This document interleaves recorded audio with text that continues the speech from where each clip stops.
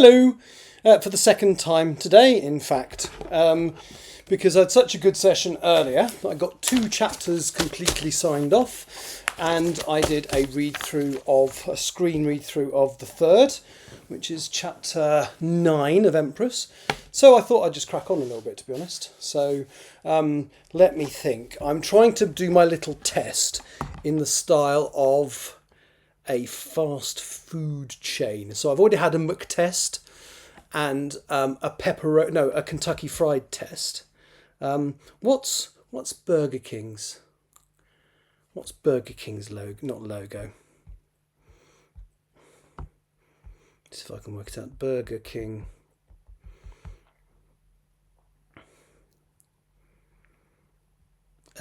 What's the word for it? Not a logo. Audio.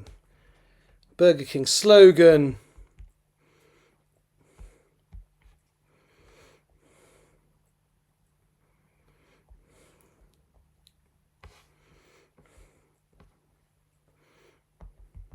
This is a bit obscure. They did a slogan that was "Have it your way," so I'm doing "Test it your way." So yes, I'm pretty much going to get straight down to this, I think. Let me just get rid of that on there. Let me just make sure that's okay here. I think I've got someone watching, but I'm not sure. But I'm sure if it's someone who wishes to say hello, they will at some point. As is usual, if you scan the QR code, that gives you a link to all of my social media.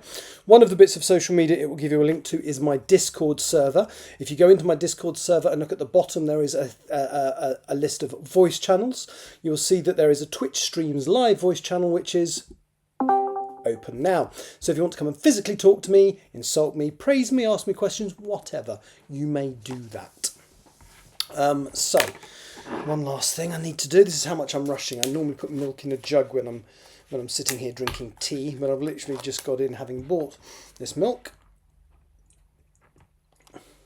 So I'm just going to pour myself a cup of tea, and I'm going to get on with chapter 9. Let me call up my control panel. Is that working? Yes, it is, except it says I'm on closing titles, which I'm not. If I want to close this WebSocket connection, yes, I do, because it's wrong. And what's that doing now? There we go. Lovely, that's working. So, hang on.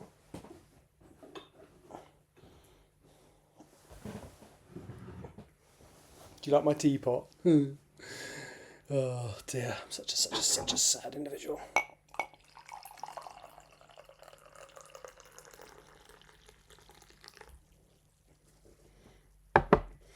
Can I put that there? If I move all the crap out of the way. Yes, I can. There we go. Right, so I'm going to go straight into chapter 9. Now, one of the reasons I did chapter 9 earlier was because I had it in my head that it introduced a new character, Mr. Oakley. And then when I got to the end of the chapter, I realised it didn't. Oh.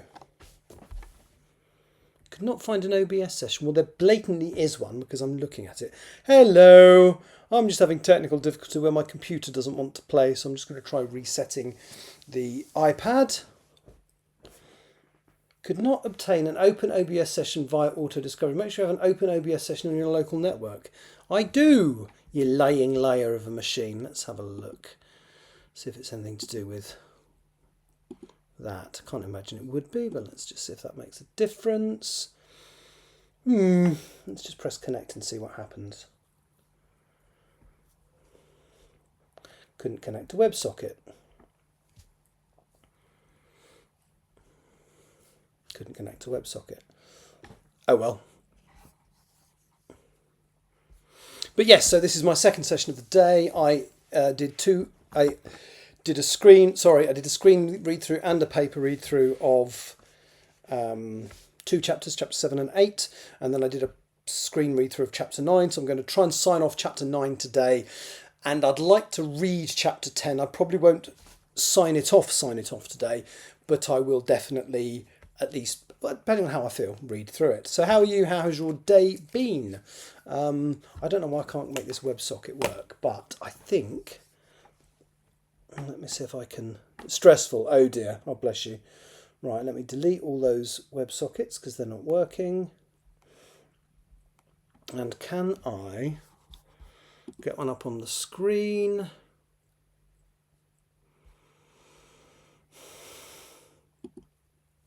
Settings, you can't see any of this, so it should be all right if it works. Oh, nothing wants to work today. I know that's Discord. So File, OBS, Preferences, that's what I'm looking for. So Accessibility, Hotkeys, Advanced, Output, Appearance, General. Why isn't it? Why can't I do this?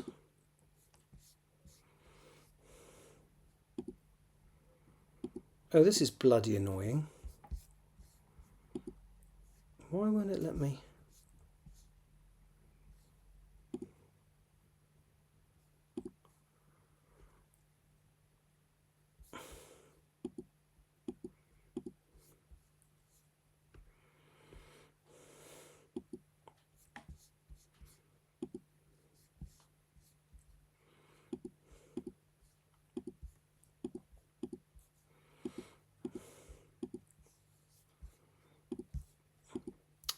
Bear with me, sorry, this is really pissing me off now.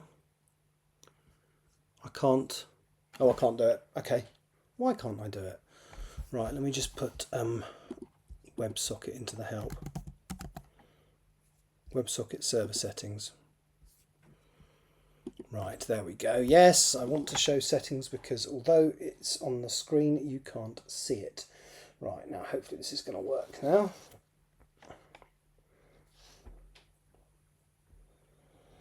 Hey, it's working. Do I want to save this connection? Yes. What shall I call it? Home. Right. There we go. Don't know why that wasn't working. But it is now, and it should mean I can do stuff. I assume you were working today. Right. Let's have a drink of tea. Move this down slightly. Oh, this is probably not the best place to talk about it, is it? Yeah. Right. So, chapter 9, goodbyes. As I say, this, I was hoping Oakley, my memory was that Oakley turned up right at the end of this chapter, but actually turns up at the beginning of the next one. So, chapter 9, goodbyes. Let me get the typing view up. Oh, that shouldn't be on the screen. Right. Okay. Chapter 9, goodbyes. It took them more than 3 times as long as it usually did to get back to the cottage. Ronnie kept having to stop as painful cramps shot up her legs.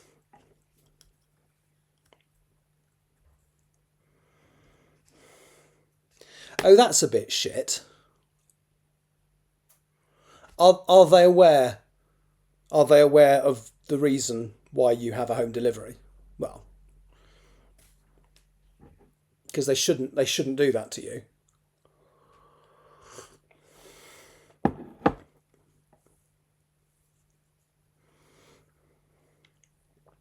Oh, but at least you're getting it today. At least you're not having to wait. I mean, it's annoying, but at least you're getting it today and not getting it or having to redo the order or something tedious like that. But then, is that? I assume that's your dinner for this evening, isn't it? Is that on there as well? So you're going to have to wait until they turn up. That is rather tedious.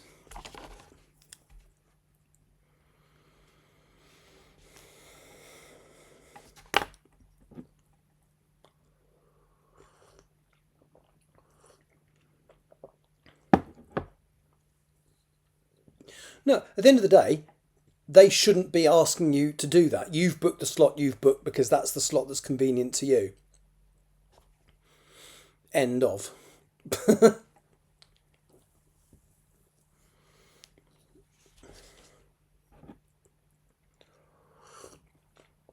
Yeah, nice big complaint going in there. Delivery, at least a refund for the delivery I would be expecting. Because, yeah, that's really not good. I mean, it's... Well, I don't know who would have made that decision. The drivers don't tend to be the ones that make those decisions. It tends to be other people within the management structure. But, yeah, it's a bit shit either way.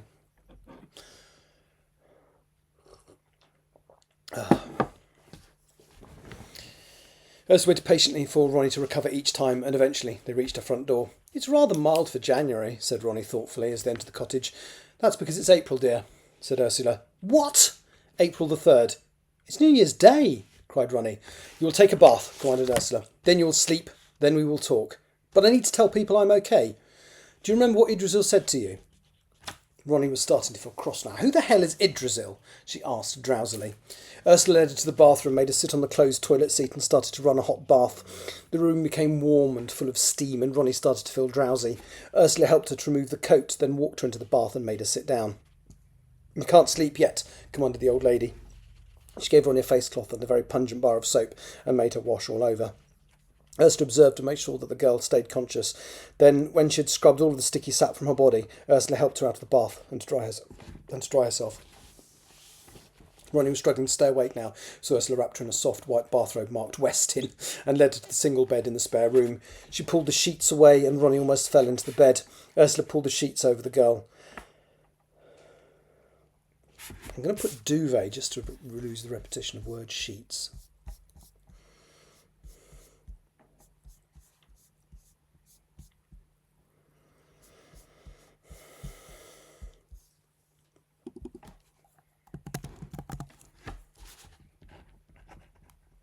No, blankets. I don't think Ursula would be a duvet person. Let's put the blankets over the girl. Her eyes closed, then opened again momentarily. "It's coming back," said Ronnie. "My memories, I mean." I think that should be a she. She paused, and then a look of disbelief crossed her face. "Oh my. Idrisil told me you were created from the same genetic material. You're me. An older version of me, aren't you?" Ursula nodded. "We will talk when you wake. I have to talk to Mum and Dad and Danny." Ursula gave her a cold stare. "We will talk when you wake." Ronnie tried to sit up and fight the tiredness, but Ursula put a hand on her shoulder. It felt like a lead weight. "Sleep, Ronnie." Ronnie shook her head, but there was no conviction to it. Ursula watched and she could see that Ronnie had fallen asleep, then crept out of the room, closing the door behind her. She went back to the sitting room and sat down with a cup of tea. She had some thinking to do and a decision to make. She knew Idrisil's instructions about past associations, but she also knew Ronnie's mind and how it worked, because it worked the same way hers did. Ursula slept fitfully that night. She woke the next morning at 7:30, her decision made, and walked slowly into the hall where the telephone lay. She opened her book under H and stared at the phone number. Huxley, Daniel. Ursula drummed her hands on the table that the phone rested on and came to a decision. She lifted the receiver and dialed the number written down in front of her. "Danny, I'm so sorry to trouble you. It's Ursula. I need you to come and see me tomorrow morning. I need to talk to you about something." After a brief conversation, during which they agreed on a time, 11 o'clock, Ursula replaced the receiver. She knew that what she had done was against what they were supposed to do, but she also knew that Ronnie would have ended up making the same decision. Ronnie was going to need the closure of saying at least one proper goodbye. Ursula turned to the final page of her phone book. She had hoped it would never... What?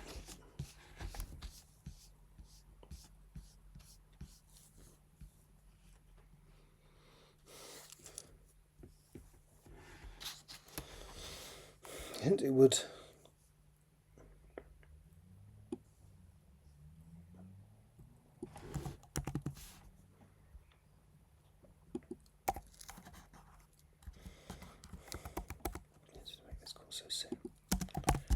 That probably works better because at the end of the day she is alive for this, so she wouldn't be wishing it to not happen. She's just wishing it was happening now. Ursula turned to the final page of her phone book. She'd hoped it would not be necessary to make this call so soon. Let's italicise this. But when she found the baby in the forest 19 years ago, she'd known that this day would come. Let's lose the at some point.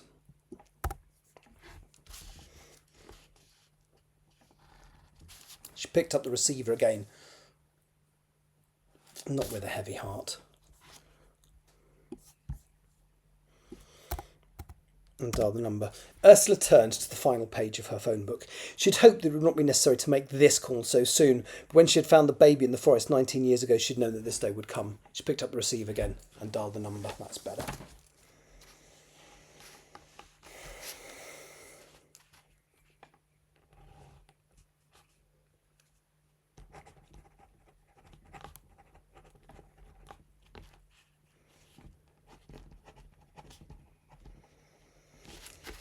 Ursula spent the night listening to the radio, BBC Radio 4, and later, when it went off the air, the World Service. It almost seemed themed to be relevant to the present situation. There were 2 documentaries about the environment, one to do with the fires that the Brazilian government seemed to have deliberately started in the rainforest, and another about the levels of pollutants entering the atmosphere from farming, aviation and other forms of transport. It seemed that every news bulletin covered an environmental topic as well. Ursula almost wanted to scream at the size of the task ahead of them.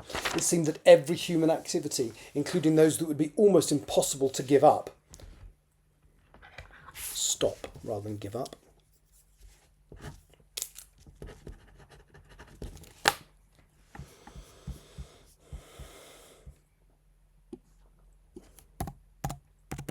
led to some form of environmental damage. Because it took Israel such a long time to react to a situation, and because human damage to the planet had been spiralling at an exponential rate, Ursula was dubious that it was possible to make a difference within the short deadline that the trees would demand. She had warned them 60 years ago that things were getting out of control, and it had taken until 20 years ago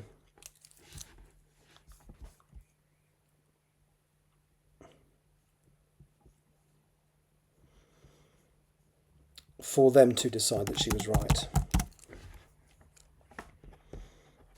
For them to decide that she was right. Now Ursula could not see that they would have any other option than what she thought.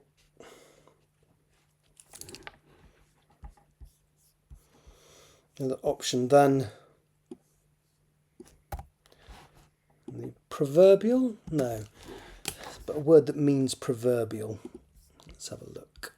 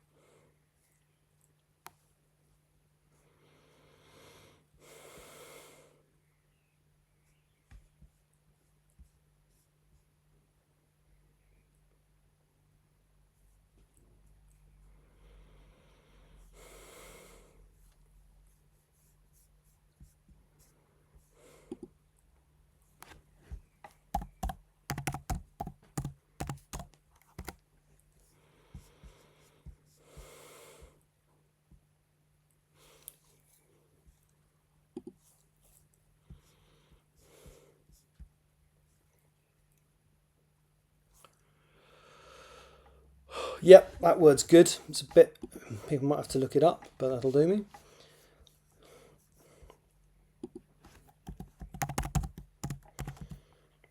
Now us could not see that of any other option but the axiomatic nuclear option.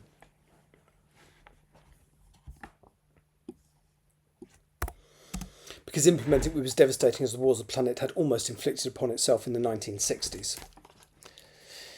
Ursula poured herself a sherry and drank it quickly. She wanted to pour herself several more, but she needed a clear head. When Ronnie woke up, it was down to her to tell the girl of all the things that the trees had not. She would have to, is a better way of saying that. Need to tell the girl all of the things that the trees had not. She allowed herself a second smaller glass, then sat back in her armchair thinking. The sun came up slowly, casting light through the trees on the small cottage. Finally, after having slept sound for almost 36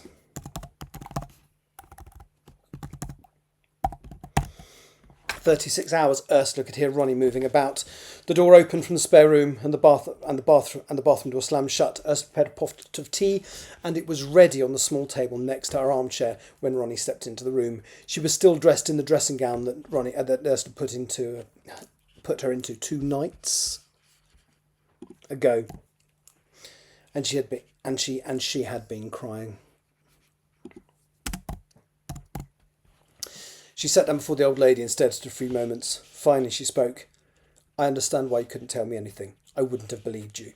Have you always known? Ursula nodded. Nodded her head. Ursula nodded her fist. No, Ursula nodded. We don't need her head. Ursula nodded.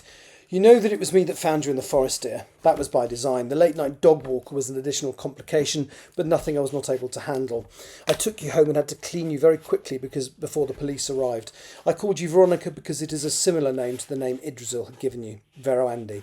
I suggested the surname Arden to your social worker because it means forest. That doesn't need to be a capital F. That's why the name on your birth certificate was Veronica Arden. Ronnie was no longer crying, but her eyes were puffy. She took a tissue and dried her face. Why didn't you raise me? If this was the last century, I would have done. Nobody would have batted an eyelid at a lady my age bringing up a child. But in the modern day, with computers and such like, there would always be the question of your provenance. So you had to become part of the system. Provenance, muttered Ronnie. I'm not a fine wine or a steak.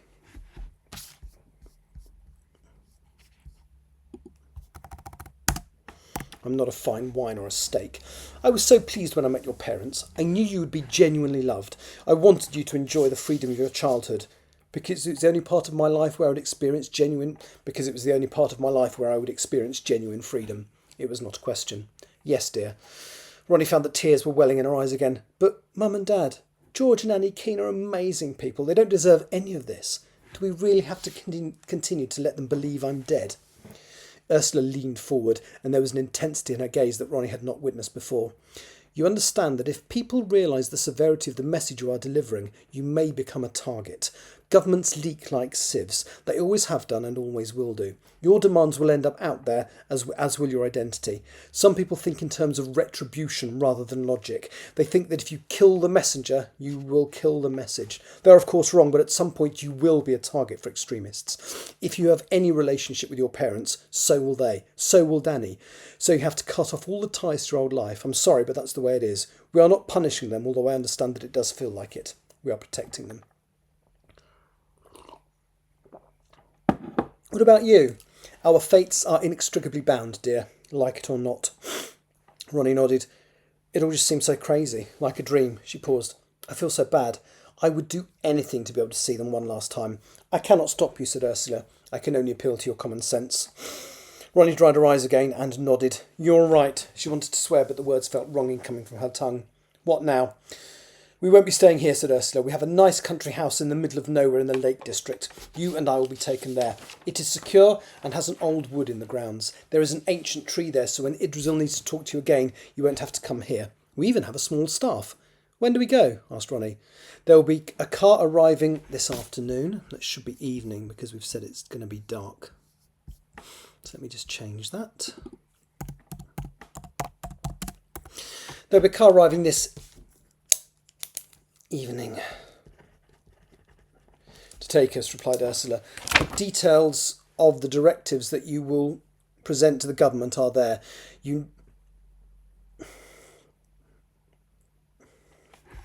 Let's lose the will from there. Just remove the repetition. They will come coming this evening to take us, replied Ursula. The details of the directives that you will present to the government are there. You need to familiarise yourselves with them because part of your function is to determine compliance. I doubt I have the scientific knowledge. Of course not. We have been accumulating resources for almost 2 centuries. Any scientific advice that you need can be paid for. We have solicitors that work for us and investors. You are just the tip of an iceberg that has been ingratiating itself with human society for a very long time. Whatever you need, we can provide it for you. Ursula took a sip from her tea. You have a very good housekeeper at Forest Lodge. His name is Mr. Oakley. He can get you anything you want. I need to get back to Mandel and get some clothes, said Ronnie. I should have stuff that fits me. I should have stuff that fits me. No, not should.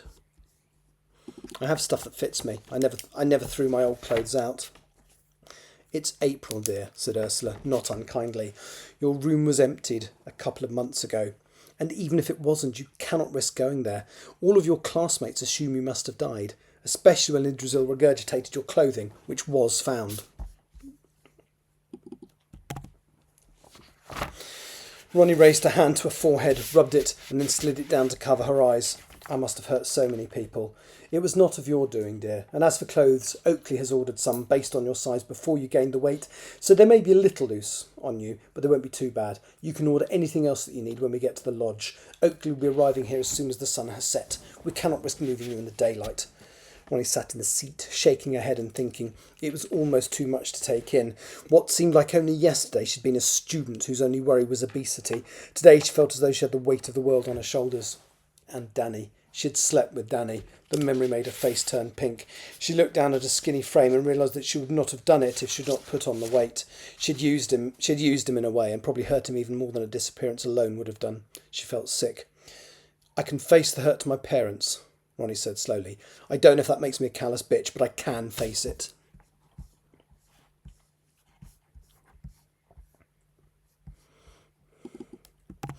I want to see them again desperately, but I understand why I can't. But Danny, I can't leave him hurting. I have to say something to him. I have to at least let him know that he didn't do anything wrong. Her brain flashed images at her of the night they spent together. Delight's a bit strong. Let's see if I can find a better word for the delight on his face.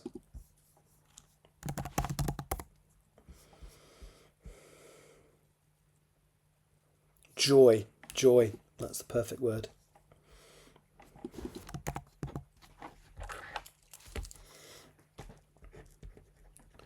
I trust him not to tell anyone. Are you sure, dear? Asked Ursula. It's not a very good idea. Look, I won't phone him. I can't because I don't have a phone anymore. If you call him and he comes here, there will be nothing that can trace him back to me. I have to let him know that he did nothing wrong. It will be a hard secret for him to keep, but I think keeping that secret will hurt him less than thinking I'm dead. Are you certain? Asked Ursula. Because you have to be. Ronnie considered for a moment, then took a couple of deep breaths, and then fixed Ursula with a glare that she hoped would be as intense as the one the old lady had given her earlier. I am certain. Ursula looked back at her, stony-faced, then smiled. I knew you would make that decision. I would have done so too in your position. He's coming over to 11. At 11. He doesn't know why. Ronnie looked both pleased and daunted at the same time. 11. So I have hours to psych myself up. Ursula nodded. Afraid so, dear. Now, would you like a nice cooked breakfast? Over breakfast, which Ronnie ate ravenously, Ursula explained that Danny had been a total wreck after she had vanished, and that eventually he had got together with Laura. Ronnie smiled at this. The first time she had met the girl, she had been fighting Danny's corner. Had Ronnie not been there, it would have happened sooner. There was very little for Ronnie to do in the tiny cottage, and Ursula would not let her go outside on the off chance that somebody saw or recognised her. So she sat on the sofa, flicking through the different radio stations on Ursula's ancient radio and wishing that the old lady had a television set. In the end, she persuaded Ursula to call Danny and say that he could visit earlier if he wanted, and to make sure that he was alone. It was Sunday morning, and Laura was at her study group putting together a presentation for the following week. So in the end, Danny arrived at about 9:30. I will leave you alone to talk, said Ursula, a few minutes before he was due to arrive. There is one thing you need to know. He will look different. Has he lost weight? Ursula scrunched up her eyes, then smiled. Well, actually, yes, he has. But that is not the reason that he will look different. Again, I think I should put a contraction in there.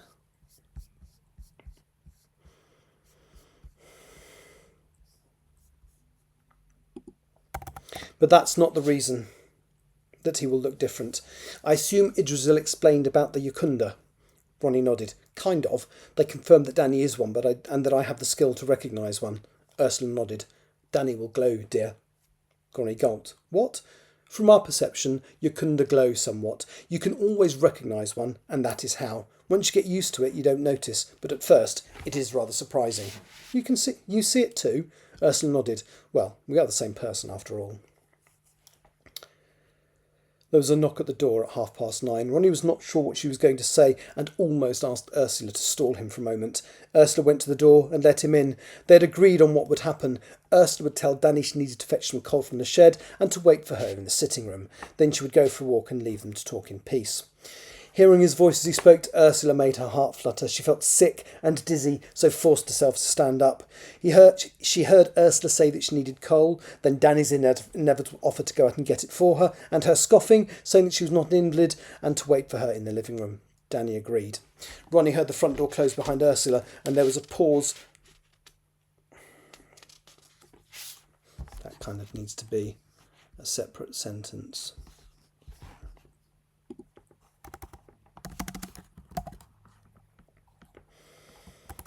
assumed he was taking off his coat. Then the door opened and he stepped through. Sure enough, there was a glow around his body. Ronnie gasped and stood up, making sure that her dressing gown was tied as she did so. Danny's eyes fell on her and he just stared. She watched his face closely as waves of emotion crashed over it. Surprise, amazement, grief, pain. Somehow all of these washed over his face simultaneously. Tears formed in his eyes. "Ronnie?" His voice sounded broken. Ronnie burst into tears. She had hoped to remain cool for this moment, but suddenly the feelings brought on by everything she was about to lose hit her, represented by the person standing in front of her. She took a step forward, as did he, and they embraced. They clung onto each other tightly, neither of them ready for the sheer depth of feeling that the other's presence generated. Danny kissed her gently on the forehead. "I thought you were dead," he whispered. "Where were you?" Ronnie shook her head. "You wouldn't believe me," she said, touching his cheek with her right hand. "There is so much I need to tell you, Danny, but I can't. But you need to know that I didn't mean to hurt you." Danny stepped back, a look of anger crossing his face. "One phone call. That's all it would have taken. That's all you had to do." His face was going red. "We all thought you were dead. When they found your clothes, we all assumed the absolute worst had happened. The police organised fingertip searches of the woods. Your parents went on television. You must have been aware of it." "There was nothing I could do," said Ronnie. "You're not going to believe me, but it feels like all that happened yesterday. I only found out it had been months when I talked to Ursula this morning." "Then where the fuck have you been?" shouted Danny. "Do your parents know you're back?" "No," said Ronnie. Danny pulled out his phone. "I'll tell them." "You can't. Watch me." Ronnie tried to prise the phone from his fingers, so he turned and blocked her with his still ample frame. Every time she tried to grab his phone, he turned to prevent her. In the end, she pushed him and as she stumbled, she smacked it out of his hands. It landed screen down on the slate next to the open fire. Ronnie grabbed it, noticing that the screen was smashed. She turned the phone off and clung to it. "What's the matter with you?" yelled Danny. "They have to know." She stood before him, steely-eyed. "Oh, so it'll be tonight? Oh, fantastic."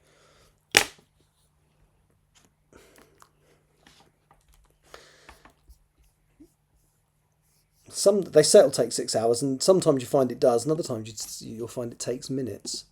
So,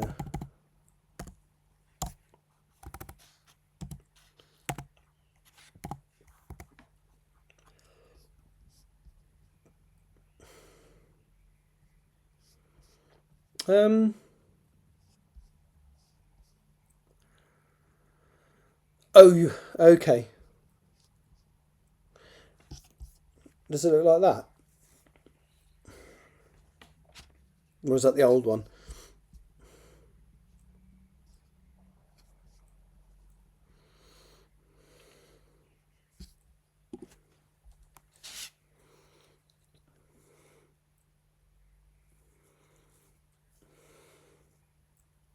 See, when they say 6 hours, sometimes they lie.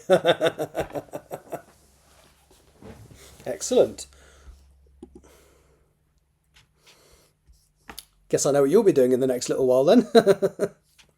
Oh dear. Hopefully that's your delivery saying they can get it to you earlier than 6 o'clock. "What is the matter with you?" yelled Dunny. "They have to know." She stood before him steely-eyed. "They must never know, Danny. It would put them in enormous danger. I shouldn't be seeing it." See, I should not.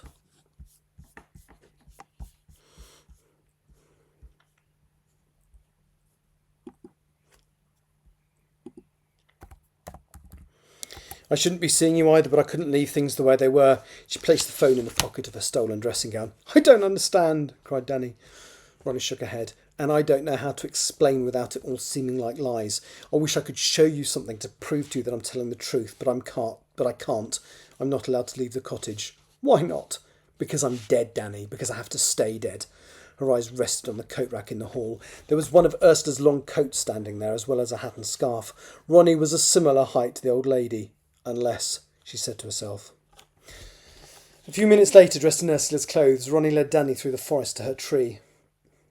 She had the collar of the coat up over her neck, a scarf covering her mouth, and one of the old lady's hats pulled down as low as possible so that all you could see were her eyes. It was uncanny. She was the same sight, and Danny now noticed that Ronnie's eyes were very similar to Ursula's.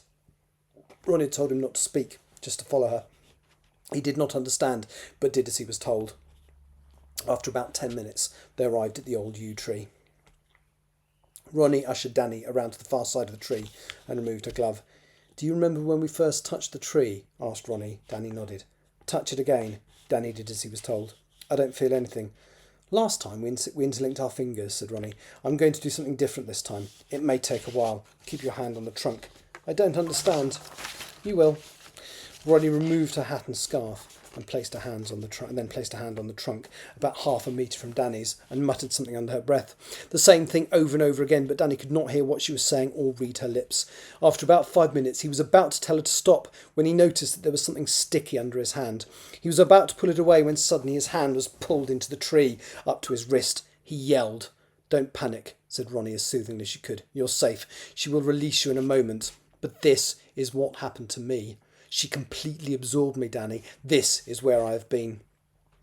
Danny's face crumpled and he tried to get a tissue out of his pocket with his left hand. "I stood on this spot so many times. I knew you loved this tree. I came here when I could not face having lost you." "There's more, Danny. Hopefully you will believe me. This tree created me."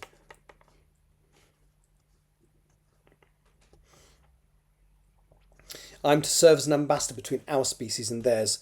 They want us to stop harming the planet, Danny. I have to give the powers that be an ultimatum. It is what I was created for. I only found out yesterday. Time passes slower in there. On the outside it was months. From my point of view, it felt like minutes." Danny shook his head. "Then what?" And for some reason there's no punctuation after that, but I can correct that.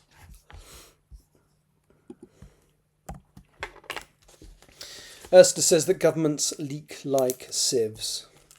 "I may be a target for people who don't want to hear what I have to say. That is why I can't see you, or my parents, or anyone I know ever again. You will be in danger if you can be linked to me."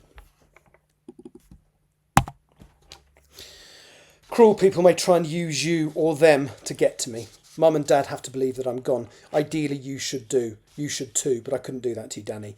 You're the sweetest person that I've ever met. I wanted you to know the truth, but I have to say goodbye soon, because if we stay in touch and someone finds out..." Danny nodded. Ronnie withdrew her hand, and the bark that was around Danny's hand shrank back, leaving his hand free.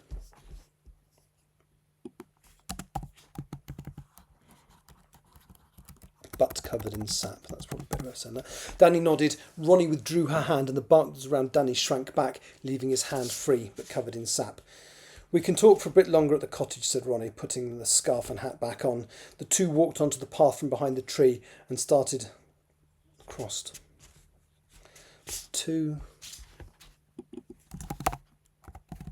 onto the path from behind the tree and started the short walk back to Ursula's cottage.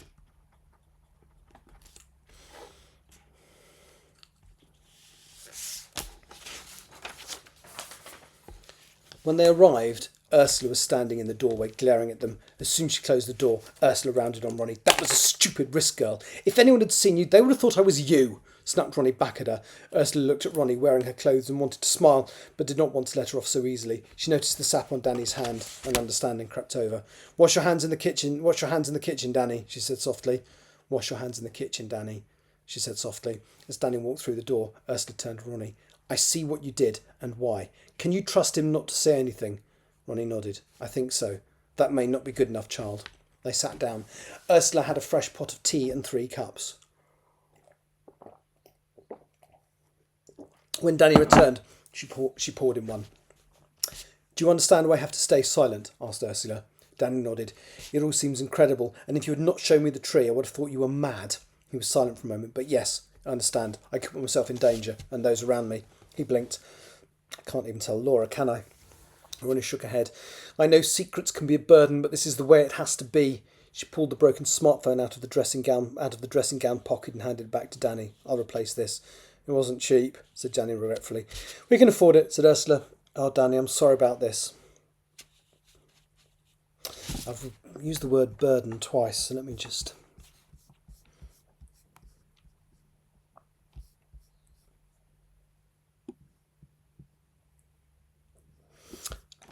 Let's see if I can find a better word for burden, or another word, should I say.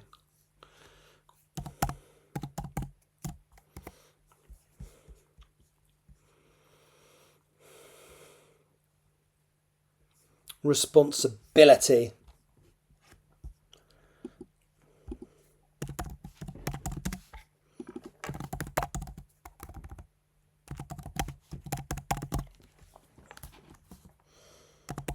Oh, Danny, I'm sorry about placing this responsibility upon you. I'm sorry that you cannot see Ronnie after today. Stay for lunch. Enjoy these last moments together. How did I view that web page? I literally just typed in your URL. So it sounds to me like, so you need to clear your, what they called, biscuits. Cookies. Clear your cookies, because I think what it's doing is, so basically clear your browsing history and cookies if you can do that, or use a different browser to access your website, because I think it's probably remembering and yeah, but it's not letting me into the word. I can't help with that, unfortunately. Yeah, I can't. It says 404 file not found. Well, it's clearly there, but yeah, I'm not a technically kind of person, so but I would, in terms of going to the wrong website, I would try using another browser, or if you can clear your browsing history and cookies, do that. But how you get into the WordPress dashboard, I couldn't tell you how or why that wouldn't work.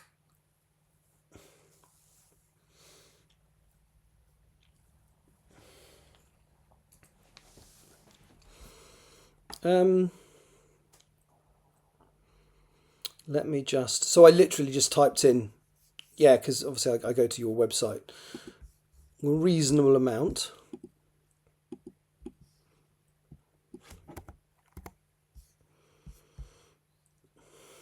It says proudly powered by WordPress, so I assumed it was.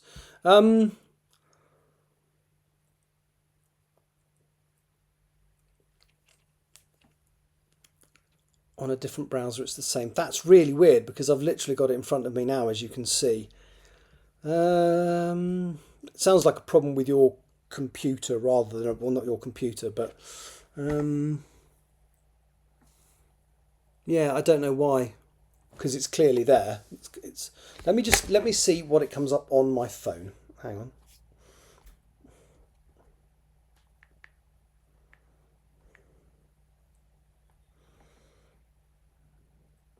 Yeah, I've got the new website on my phone as well. So it sounds like a, are you on your laptop or your desktop? Can I recommend you try whichever one you're not on?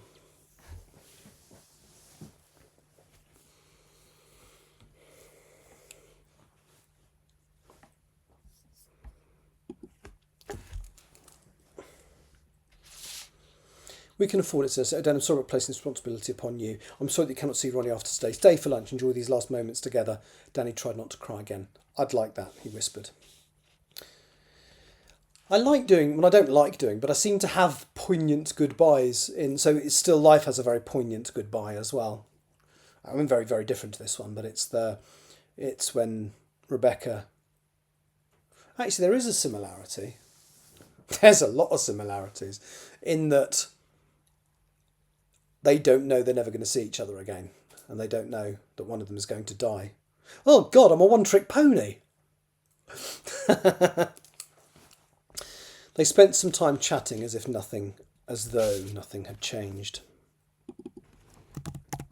Nothing had changed. Now that Ursula believed that he would not betray their secrets, she talked to him like she always had.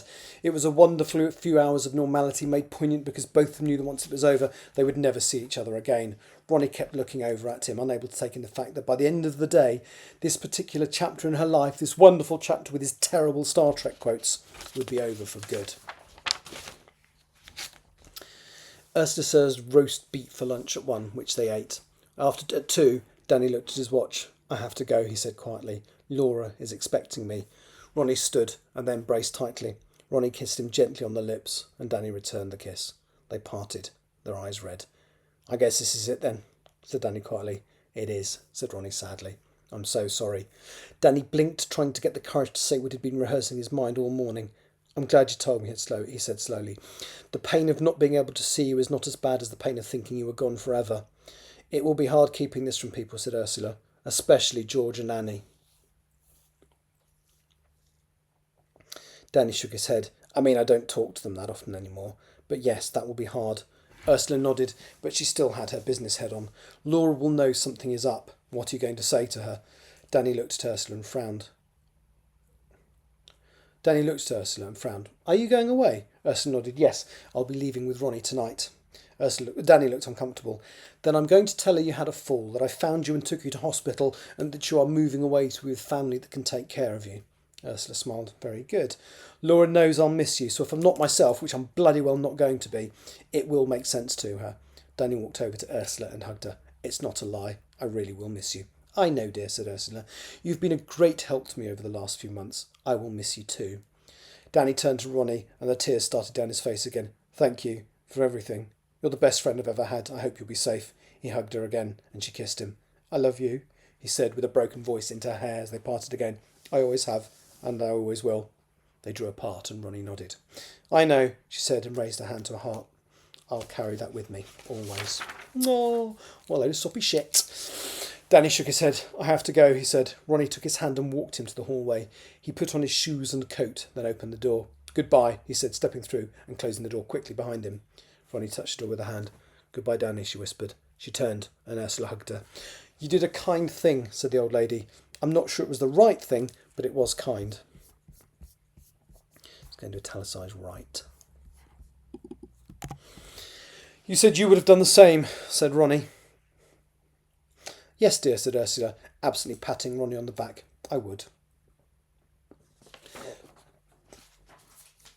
Any luck?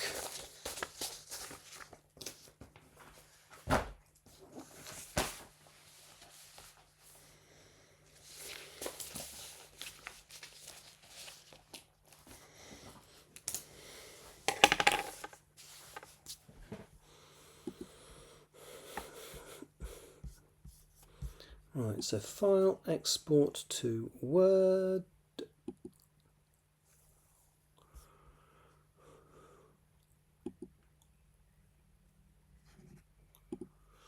Right, let's familiarise this. I've signed 3 chapters off today.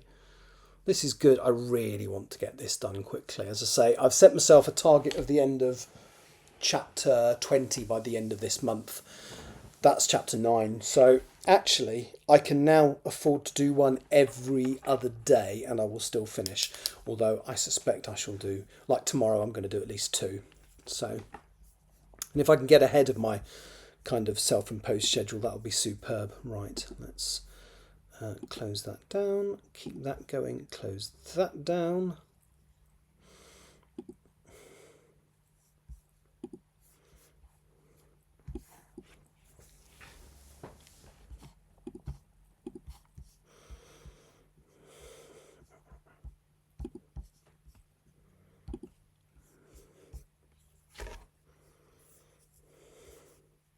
$89 overall score. All right, see what it gives me once I do this.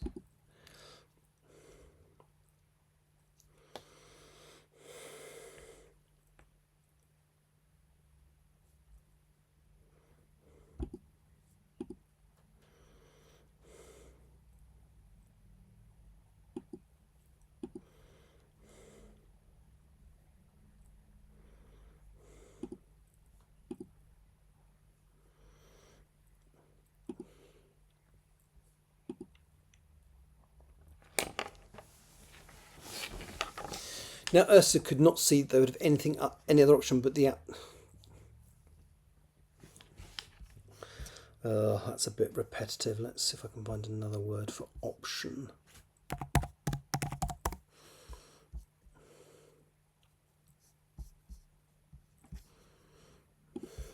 Well, oh, wrong document. Still the wrong document.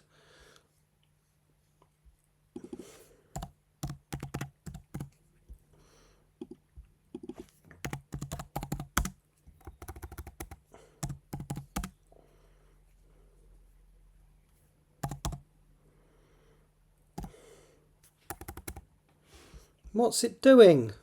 What is it doing?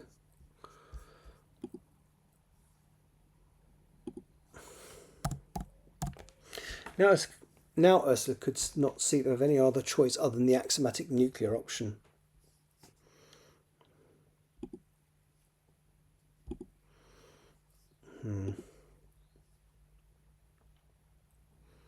Trees.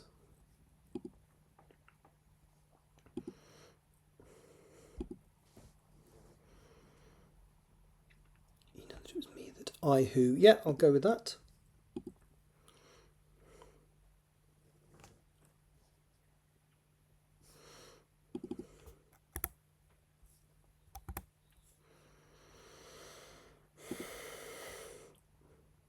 This way, yeah, that's fine.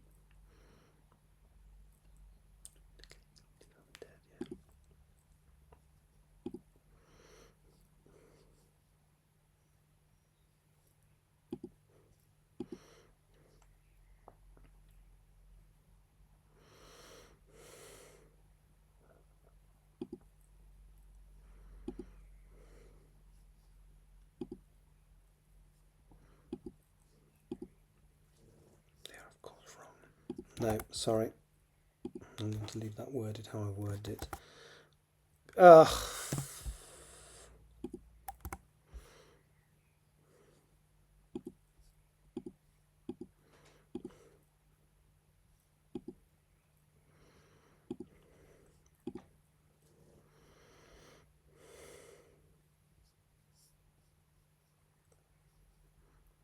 That's part of an.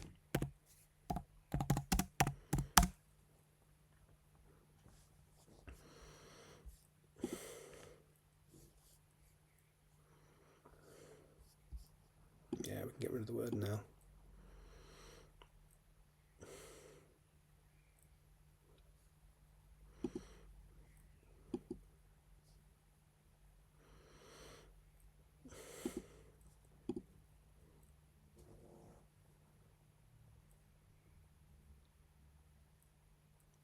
No, I want to leave that as it is. It wasn't you. Come on.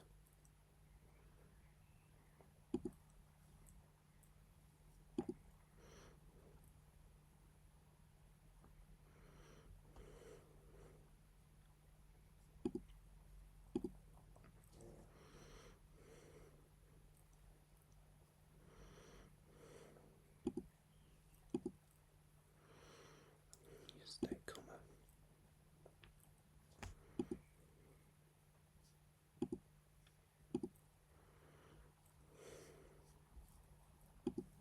This is telling me to add commas now.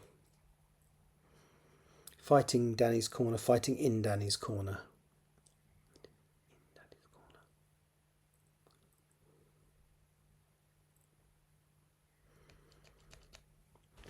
Fighting, would you say that fighting in someone's corner or fighting someone's corner? I think it's fighting in, isn't it? I think this is absolutely right. So in the end, comma.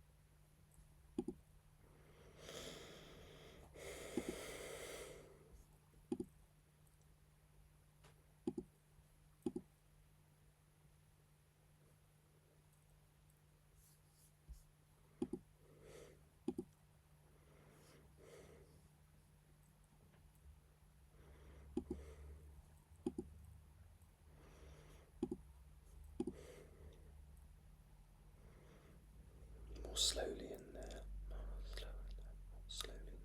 More slowly. Yeah, that's fine.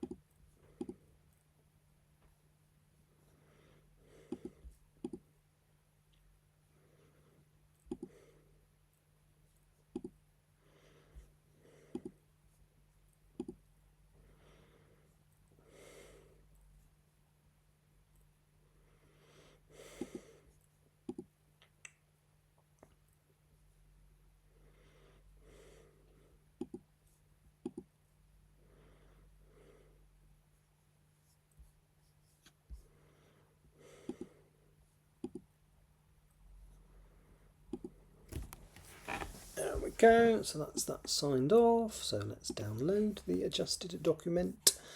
Let's whack it up there. Let's clear those now. Minimize that. Do that.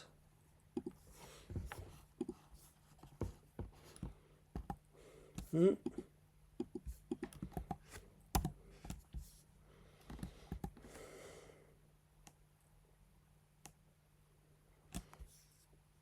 course, it would help if I actually copied the new chapter, wouldn't it? Ah!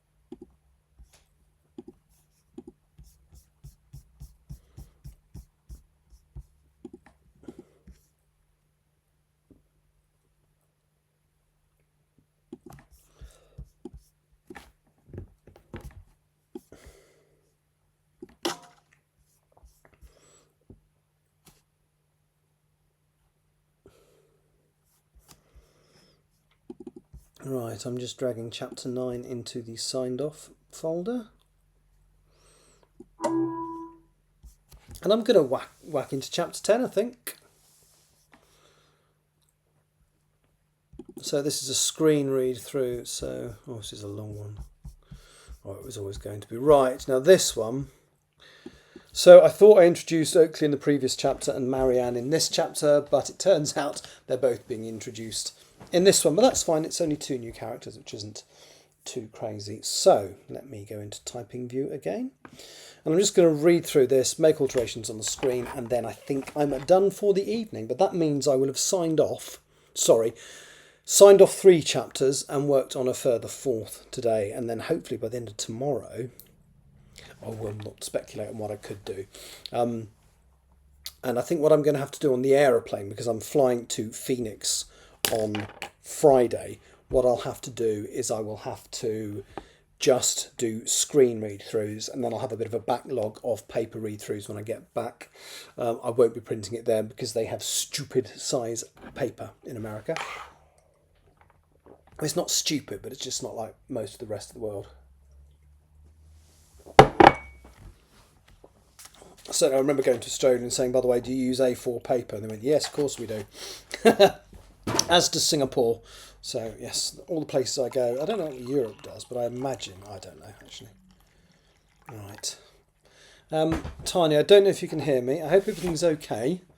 And that you've managed to... Obviously, you're managing to do something because you're not on here. So, I just hope if you are there... I might even send you a message on here.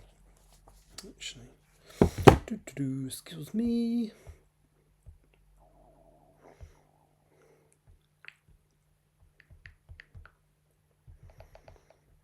Hope you are managing to sort something out, full stop. Right, let me just have a look on her website and see if anything has obviously changed.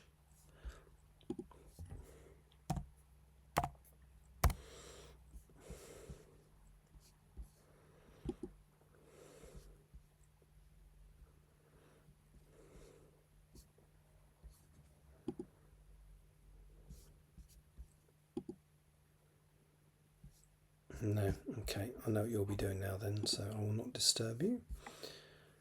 Right. Oh, let's go back onto here.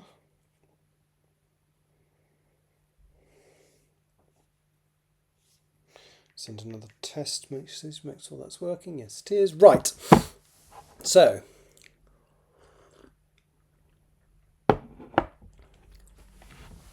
let's do some chapter 10. So, as I say, just going to read through this one because it's a biggie. Chapter 10, Forest Lodge. After the sunset, there was a knock on the door of Ursula's cottage. Ursula peeked out, then opened the door fully as she recognised the man at the door. She led him through into her living room. "Ronnie, this is Mr. Oakley." Ronnie stood and looked at the newcomer. He was a couple of inches taller than she was and had a bit of a round stomach which poked out from under his blue raincoat and grey jumper. His hair was dark, with streaks of silver and of medium length parted in the middle. "Great." His voice was coarse and deep. "Now I'm a babysitter." "I am Veronica Arden," she said. "I am the ambassador to Idrisil, the Empress of the Trees." I'm going to lose the Empress of the Trees. She raised her hand to shake his. "You can call me Ronnie. I'm Gordon Oakley, your housekeeper, protector and general handyman. Hopefully I won't be changing your nappies." Ronnie could not tell if he was serious or not. "You can call me Oi you." He turned to Ursula. "Are you ready?" Oakley nodded, then turned to Ronnie.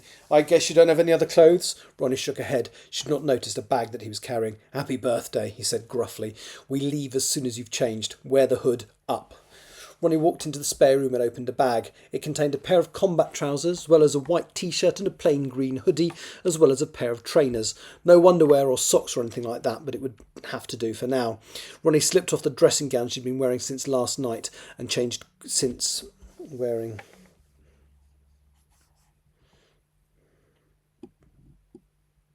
I don't really need to say how long she'd been wearing it.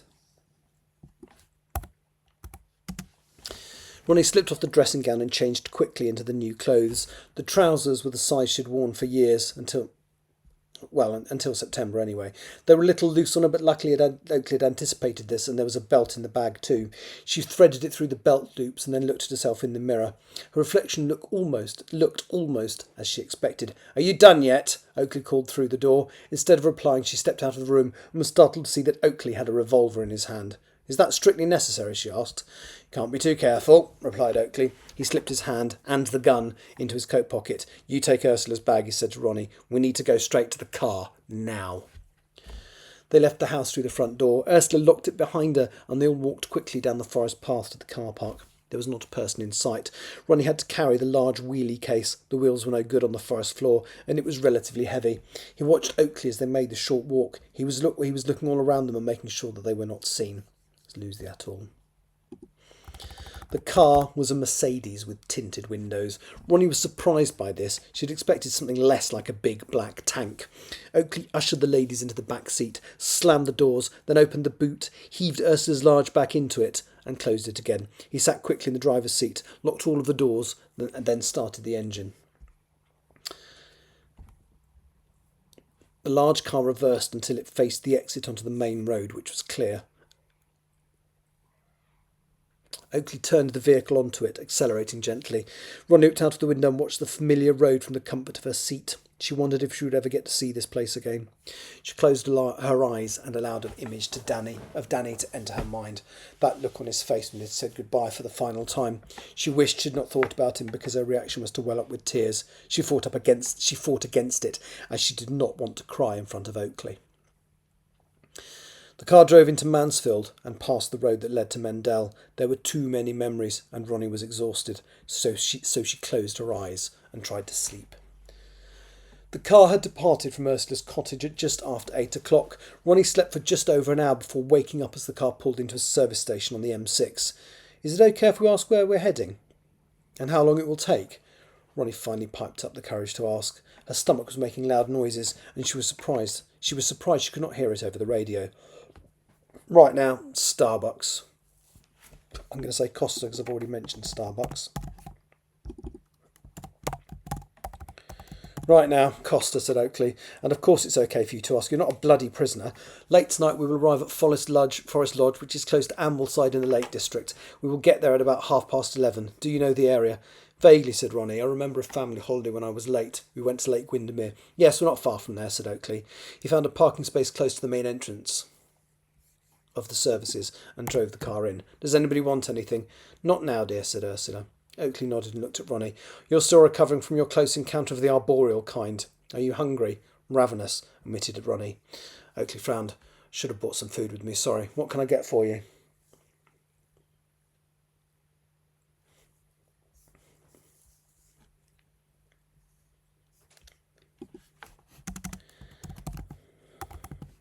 Vegan.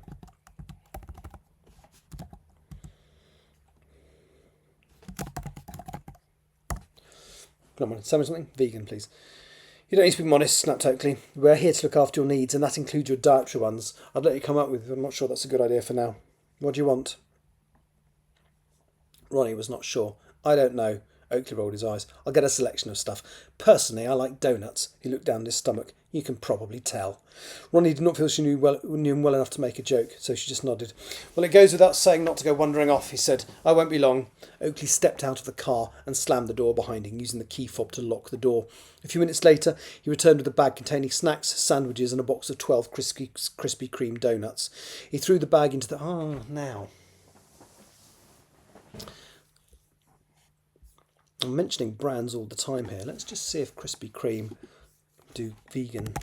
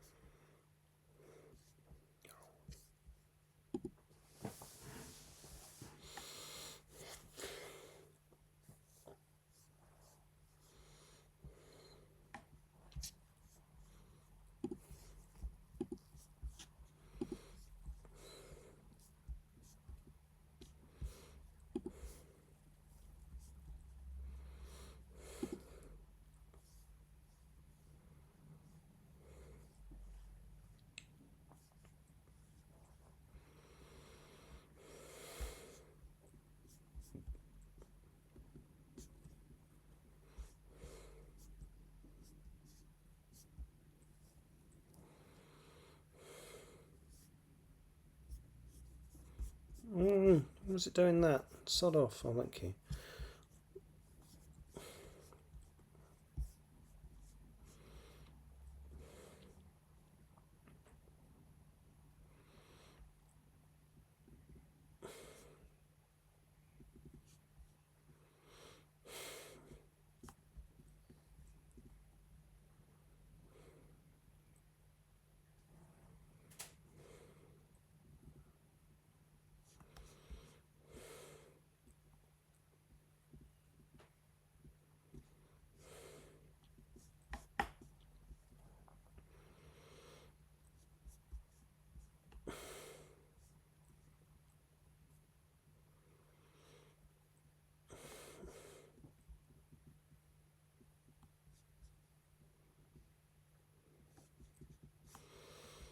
So they're the chocolate orange.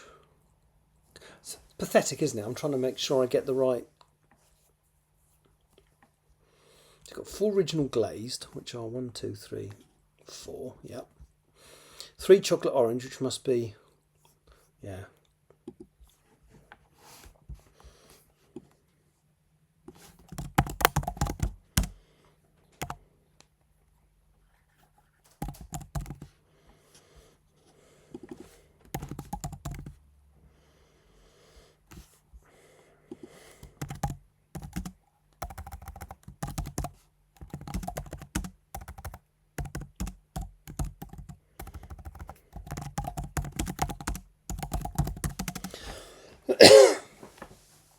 He threw the bag onto the passenger seat and climbed back in, putting his coffee in the cup holder by the gear stick. He handed the bag across to Ronnie and smiled. They're all suitable for vegans.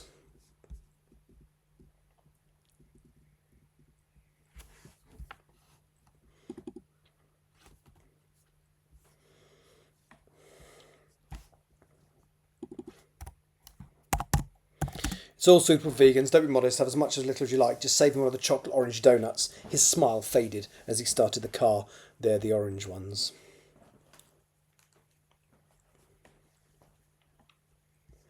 The journey continued. Ronnie ate 6 of the donuts and 2 of the sandwiches, acutely aware of Oakley watching her in the rearview mirror. When he was ready, she handed him the donut they'd asked for, which he devoured in 3 bites.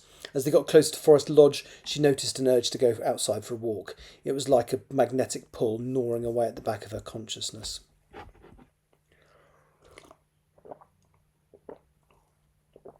Just before 11:30 that evening, the car pulled up in front of some tall gates. There was a 10-foot barbed wire top wall on either side of them. Oakley used a remote fob on his key, and the gates swung open automatically. Ronnie watched the car headlights pick out a long driveway that twisted around tree trunks for about a third of a mile before opening out onto a clearing. Before them was a large house, quite modern looking, with 3 stories. To the right... Hello. Oh, hello. Hello, it is I. Hello. You know you're on the live stream before you... You're okay with that? Yes, I do now with the live stream. Cool, just checking. Is everything all right? I assumed you'd disappeared because obviously you've got your website to sort out. Bless you. Basically said that even though you can see it, Right. it still could take time for the editor to catch up. Oh, how bizarre.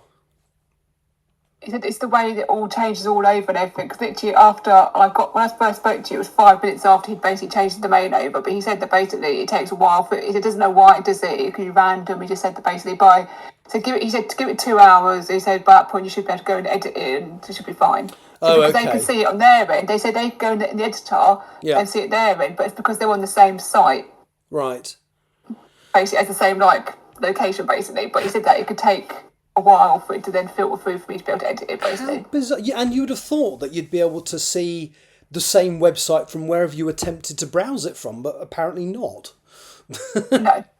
Oh well. So, but it's not that. It's not even that. It's the fact that I can't even get in to edit it. When I click edit website, it says that file 404 not found error, and that's the issue. I can't even go in and change it to my proper homepage. Because I have got a proper homepage. Yeah. What you're seeing is the standard default blog page, I can only change it once I publish it. Right. So I don't know why that's showing up as being out there when I haven't actually published the rest of it. But anyway, at least you're reassured that you know why it's going to happen. It should resolve itself in a couple of hours or so.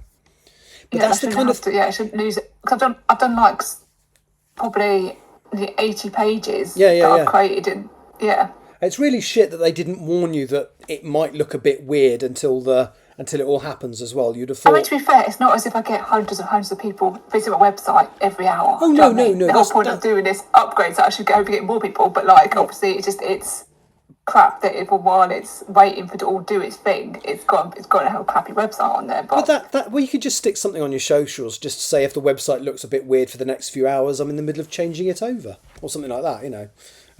Like you say, it's not going to... I won't draw attention to it because then people will go and look at it just a bit out of curiosity.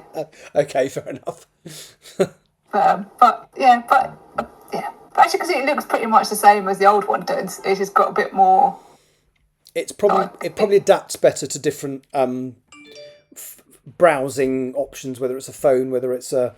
Yeah. Oh, it will do, it will do. And when you get the proper actual content on there, not just a blank page that you can see at the moment. Yeah.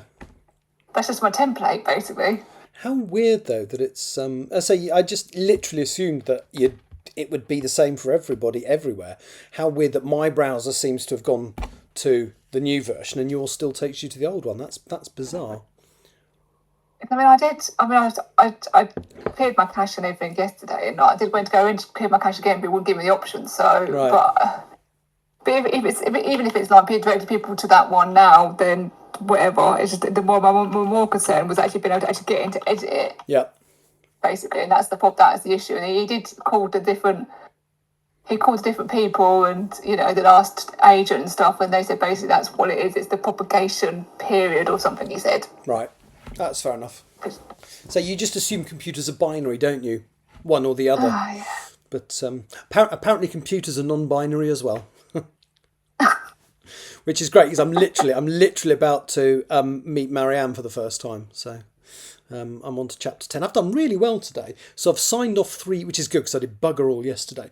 But I've signed off 3 chapters and I'm looking at the 4th. I don't think I'm going to get the 4th signed off today, but I will look to try and sign off another 1 or 2 tomorrow. So that's good. But how are you getting on with yours? Oh, no, you haven't been doing it, have you? Because you've been doing the website. Oh. Ignore me. Yeah. I already knew the answer. As soon as I asked the question, I suddenly realised I already knew the answer. I'm hoping to get all this big stuff done by the end of this week, by Friday, so I can actually spend, Saturday, and possibly Monday and Tuesday. I'm hoping to have Tuesday off work. Oh, cool. And I can actually spend some days this weekend just doing the book, because I'm basically there now with all the Comic-Con stuff. Yeah. Do you get pro rata bank holidays? Or do you just I haven't talked. Well, I'm supposed to. Well, I obviously don't work Mondays. That's what I mean. So most employers will then give you, I mean, because you're not full time, but they'll give you a pro rata number of bank holidays. So, for example, if you were 50%, they should give you 4 extra holidays to make up for the fact that you're working the bank holidays or something. Yeah, I do, something yeah, like that. yeah. That is included. Yeah. So cool. it's just timing really in terms of what's going on. But I'm pretty sure she'll let me have this coming Tuesday off because I was going to have this last Tuesday off, but because it was. I think had going on at work, I said I'll do this coming Tuesday because I go to the library and photocopy. Yeah. I've got all my copyright certificates. I need to photocopy them to take them with me because I might get asked to see for somebody to see them. So it's all those sort of things really. But I've got boxes now, ready to put my books in. I'm going to order a trolley off of Amazon, a folding down trolley to be able to like wheel them back and forth from the taxi to the table. Yep. No, that's good. I just hope after all this I sell something. Well, you won't know until you've tried. I'll be very surprised if you don't sell anything, though. Very surprised. Oh yeah. I'm statistically I should sell something, but as long as it's like something, it'd be nice to sell out. That would be really cool. But if you set your expectations somewhat lower than that, then you can't get disappointed. I'm not saying I don't think you'll sell. I think you probably will, but I automatically go into things looking at the worst case scenario, and then I'm pleasantly surprised if it's better than that, because I'm what's known as a pessimist or realist. It depends on your point of view, really. Yeah. I think if I sell half of what I'm taking, then I'll be pleased with that, to be honest. There'll still be more than ever sold in a book event. But I mean, it's coming off to Cameron's going to be there, Reed's going to be there, so I've got 10 people there with me who are going to be helping me sell and stuff. Yeah. So cool. It's the biggest thing I've ever done. Yeah, no, it's impressive. Remind me of the date again. 23rd. No? 23rd to 25th. I'm there all 3 days. London Excel Comic Con. Okay. If you come in, people, come and say hi. I'm in the Writer's Block area. Excellent. You won't be able to miss me. I'm in the red bustle Victorian red bustle dress. Yes. Is it a large space? I mean, how many authors are likely? Do you know of any of the other authors that are going to be there, for example? I've gone through all the authors that are listed on the website and followed them on socials. A few followed back, but there's a mix. You see, my bit is not just the only bit in the zone. There's like panels. There's also proper like traditionally published authors there signing. Yeah. My bit is like the indie alley type thing. Okay. So I think it's about 10 of us in that bit. Oh, that's good. But we're all specifically indie / self-published people. Yeah. So, but I think they're all. I can tell. I think I'm the only crime fiction. There's another lady who does Victorian-based romances. Yeah. A lot of it is sci-fi, fantasy, young adult. But yeah, I'm the only crime fiction. Would you like to do an episode of the podcast before you go? Not that I think you'll get loads and loads of people come as a result of it, but would you like to just come on one of them and talk about it like a week or two before? Mind you, it is almost a week or two before, isn't it? It is, yeah. Would you like to come on today's podcast and talk about it? Well, at some point anyway. It doesn't have to be today. Oh, yeah. Well, I'd have to see. I've got the time, man. I've obviously got to record my next In Conversation With, which is scheduled. Yeah. So I've just done Chris's one. Did you watch the one with Chris? I did. Yes.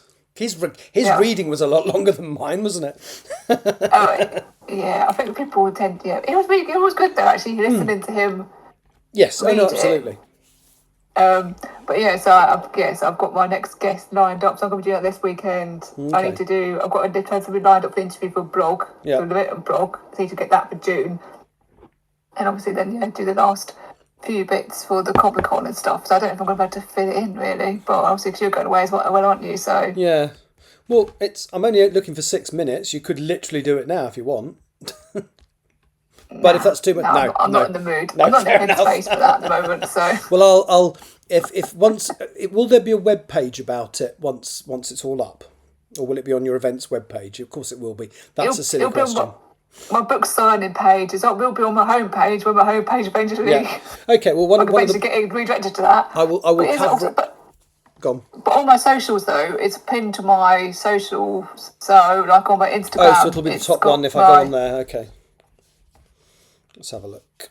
If you go to MCM Comic Con and then things to do on that page, you'll go to Writer's Block. I'm on there.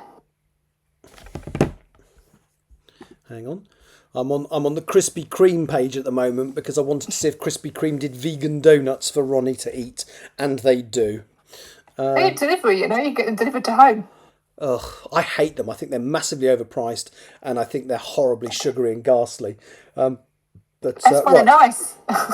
What is it? Comic Con? What have I got to look for? What's the website? MCM, as in like MGM, but MCM. I've just found it. Comic I found Con. the website. Yeah. So, accept all cookies, and then what do I need to look for? Under the menu should be things to do. Let me just full page it. Hang on. Under the menu, event news. No, it should be things to do under the drop down. There should be a drop down menu at the top somewhere. I think maybe you have to sign in, and I'm not. Wait a minute. You need to go to London Comic Con. I think you're just on the general Comic Con website. You need to go to MCM Comic Con London. There's specific events at the bottom of that. There you go. Yeah. So things to. Is there things to do? Yeah, things to do next to show info. Under things to do should be writer's block. So scroll down. It's okay. Scroll down. Keep going. Oh yeah, got it. Yep. Writer's block. What an awful name. Well, not an awful name, but awful I should be keep going down. Keep going down. Keep going down. Keep going. Keep going. Keep going. Keep going. Keep going. I'm alphabetical order. I will recognise you when I see you. I assume it's going to be you in the red bustle dress. Yeah. Oh, and it's alphabetical by first name, is it? Okay. Yeah. Right. Whiz, RST. There you go.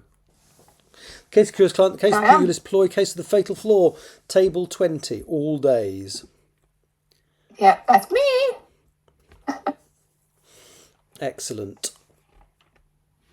Okay. 40 pages long, it felt considerably short of a novel, but it marked the beginning of. Okay. Well, I shall save that page, and something closer to the time, I will put something about it on one of the podcasts. But yeah. Thank you. And I'll message you once the website's actually flaming. Perfect. Live. You said you were too excited. That's what it was. You're like, yay, new website. Oh. I just know sometimes when they say it'll take 6 hours, it usually doesn't. Although in this case, but obviously it's not just a matter of it was about if I'd already published the WordPress site and then it was all ready to go. But in hindsight, that's probably what I should have done. It's published it, and then once it changed the domain, it would have overwritten all the page links and stuff. But obviously, I didn't want to do that because I didn't want to have the situation where I've got that or where it's just nothing on the page. But at the same time, like, well, it is what it is. Do you know what I mean? It's hopefully in the longer term it will be more. It's more busy because there's a new web builder and website. It will be picked up more likely by the search engines and all the algorithms and stuff like that because it's the old ones nearly 10 years old. Have you heard about? Do you remember there was that guy at Brighton, the one that turned up at the last minute? He was like a last minute replacement. Yes. He's quite ill in hospital at the moment. I think he has a defibrillator, and it's got infected, and they've had to remove it and put a new one in. Oh God. Bless him. I mean, he seems to be okay. But he had an operation to remove an infected defibrillator last Friday, and the infection has spread to his heart too. The op went well, but he suffered a large hematoma afterwards. He's just having a bit of a crappy old time at the moment, by the look of it. Is that on Facebook? Is it? That was on Instagram. Yeah, I made a point of following everybody that we met, and most of them followed me back, to be fair, and liked my photographs. You were good photographs. Some of them were really good. Yeah, not all of them, but some of them came out really, really well. But yeah, cool. Oh no, sorry to cause you panic on that then. No, it's all right. The life of an author. Well, I'm really enjoying doing this. As I say, I've set myself a target of the end of chapter 20 by the end of this month. I mean, I'm on chapter 10 now, so I think I'll exceed that target, and it'd actually be really nice because I've set myself end of July to get the whole story, to get the second draft done. I'm actually thinking I might even be able to do it by the end of June, but I'm going to leave the deadline as end of July just in case something comes up. But if I can do it by the end of June, it's splendid. And then it'll go out to people, and it'll be a case of I will use the feedback to shape the third draft, which may be the last one. Which is the equivalent of, in my old writing process, is the equivalent of the fourth draft, because by writing and editing I've effectively cut one draft out of the process. And reading this, there's hardly anything that needs changing, and we're not at the bits of the story, because I've got a page of notes of the things I need to look at, and with the exception of painting Ronnie as a vegan, which wasn't in the, I had her scoffing bacon sandwiches in the original, and I'm suddenly thinking if she's that into her eco activism, well, not eco activism, but if she's that into everything, then she probably wouldn't eat meat and probably wouldn't eat animals related stuff, so it makes sense. And I think Marianne's vegan as well from memory, so that actually the fact they both are is gonna, there's some little conversations I can have about them ganging up on Oakley and stuff, which would be quite fun. But at the same time, it's a bit ironic that they're then like eating plants which are kind of related to trees. So they're kind of but the plants eating trees, aren't they? Yeah, well, yeah, but remember the spirits live within the tree, but they can move. So it's not like you're literally likely to be killing one of the tree spirits. And they would rather they understand that animals have to live off something, and they understand that it's better for the planet if it's plant matter than animal matter. So but yes, I see what you mean. Yeah, no, I'm enjoying it. I am enjoying it, and like you heard on yesterday's podcast, my friend's reading the Still Life, and by chapter 9, she hasn't figured out that Sir Teddy is, well, you know the twist there. Yeah, I won't say. Yeah. She hasn't, because she asked me a question, or the bastard, I presume she's referring to Sophie and not me, isn't going to kill little Edward, is she? And I'm thinking, yeah, you definitely haven't sussed that out then, that's good. I actually messaged her, said, that question has just made me smile, you will understand why later. Yeah. So, because I genuinely want the reader to figure it out before it's revealed, but I don't want them to figure it out that early. Basically, I want the scene where Sophie kidnaps him and mutilates him. I want that to be the moment that they realise, hang on.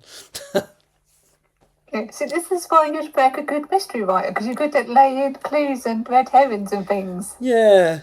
Well, I mean, the really interesting one is how many people have asked me, who is the masked lady, who is Lady Khalida Desai? And obviously I know who she is. I will never reveal it on here, by the way.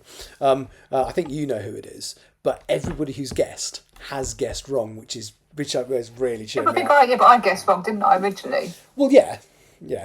But that's really pleased me that it's not obvious. So that's good. And yeah, so if I can get this finished, if I can get Empress a draft 2 signed off by the end of June or July, whichever one it turns out to be, I'm then looking at starting work on the first draft of Self-Portrait. And that will be interesting. I'll be very surprised about, well, obviously my aim was obviously to get book 8 draft done, ready for beat readers by like August. That's not going to happen. No, but and when did you publish it? You've only just published it, haven't you, really? Was it March? Book 7 was end of February, so I've got plenty of time. If it wants to get Comic-Con out of the way, I better go with it, like, proper, into it. Yeah. And it's not as long as Fatal Flaw at the moment, according to chapter plan, but we'll see. And also, you've not done nothing. It's not like you then need to start from scratch. You've done a lot of the planning, and a lot of the sort of head-scratchy stuff you've already done, haven't you? So... Yeah, well, I have, but then at the same time, I've been doing more head scratchy stuff while I've been waiting to carry on with it. So, like, I'm thinking, so it's like, yeah. But I'll get there.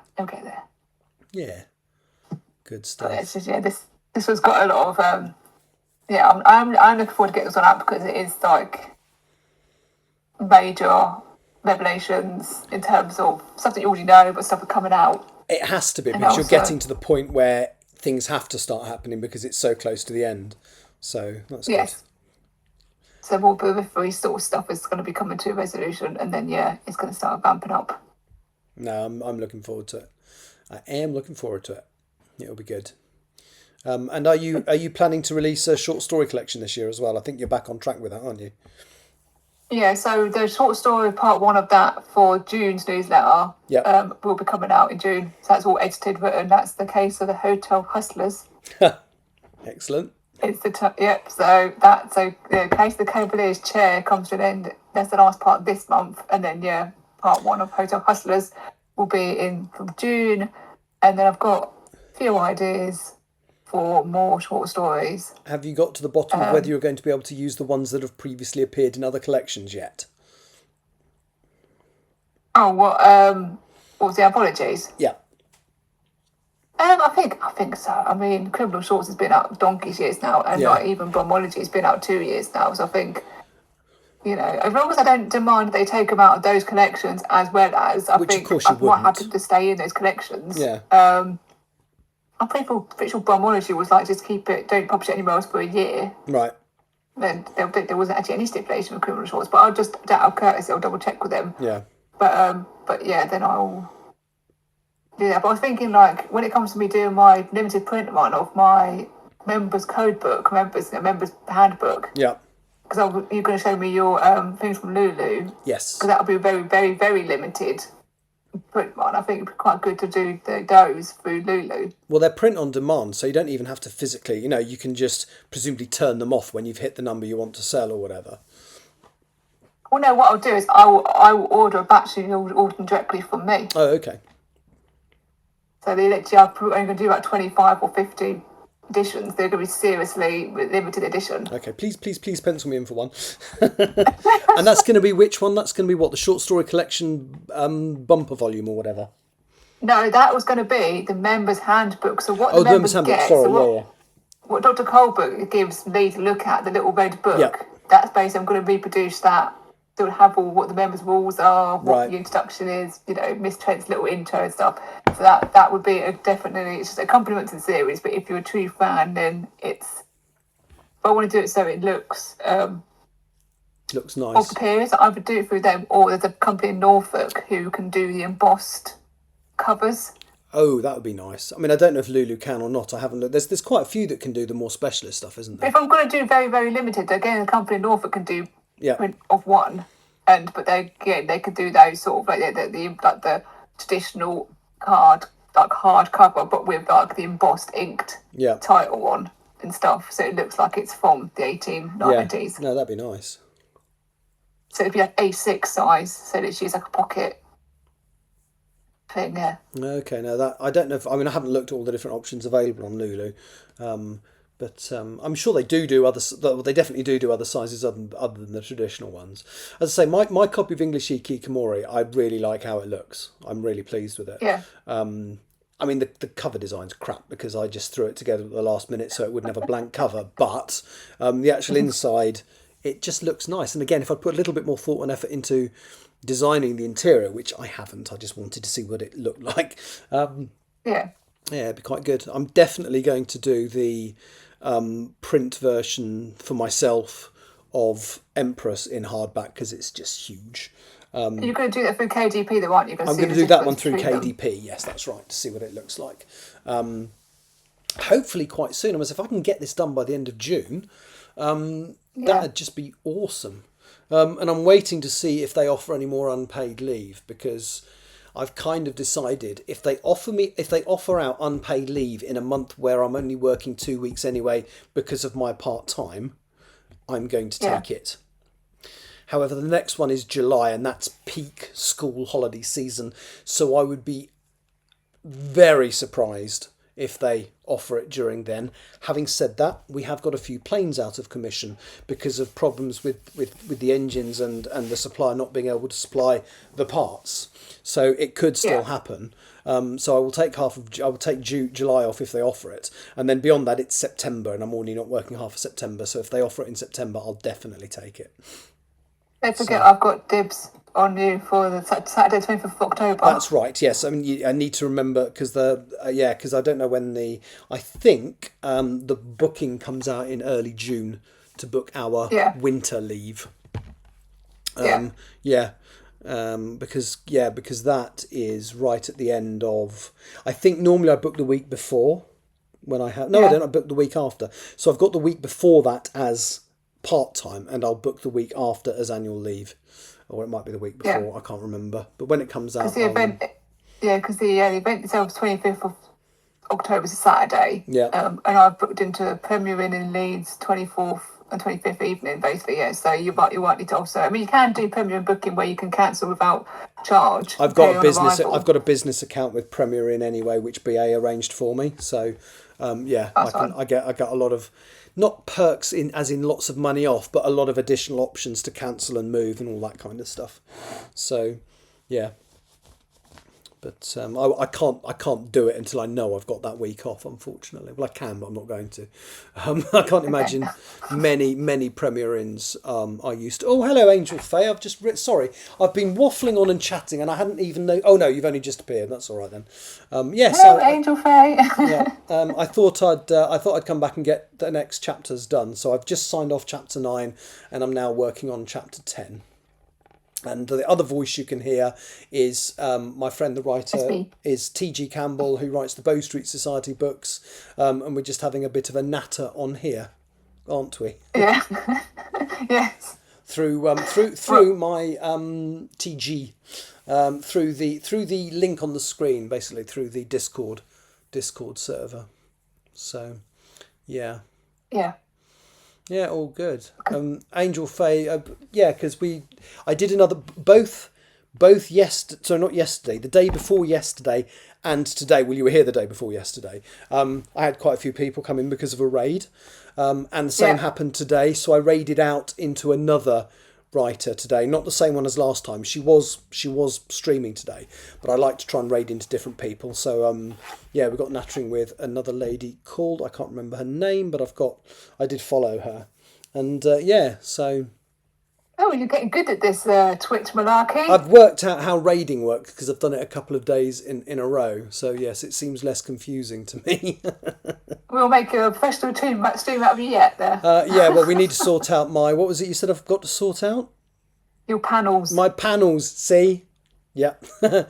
I mentioned earlier because I think if I look on Angel Faye's Twitch, she's got good panels. Hang on, let me just have a look. Yeah, I've got all the dimensions and everything for you, because what you do is you do the headings and then you can put the text in underneath. So right.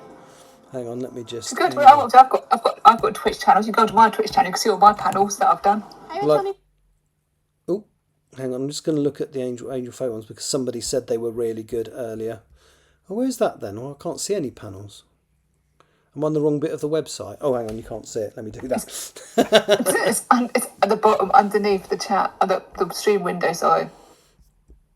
So go up. Sorry, go up. About. Click on about. Go up. Okay, click on about.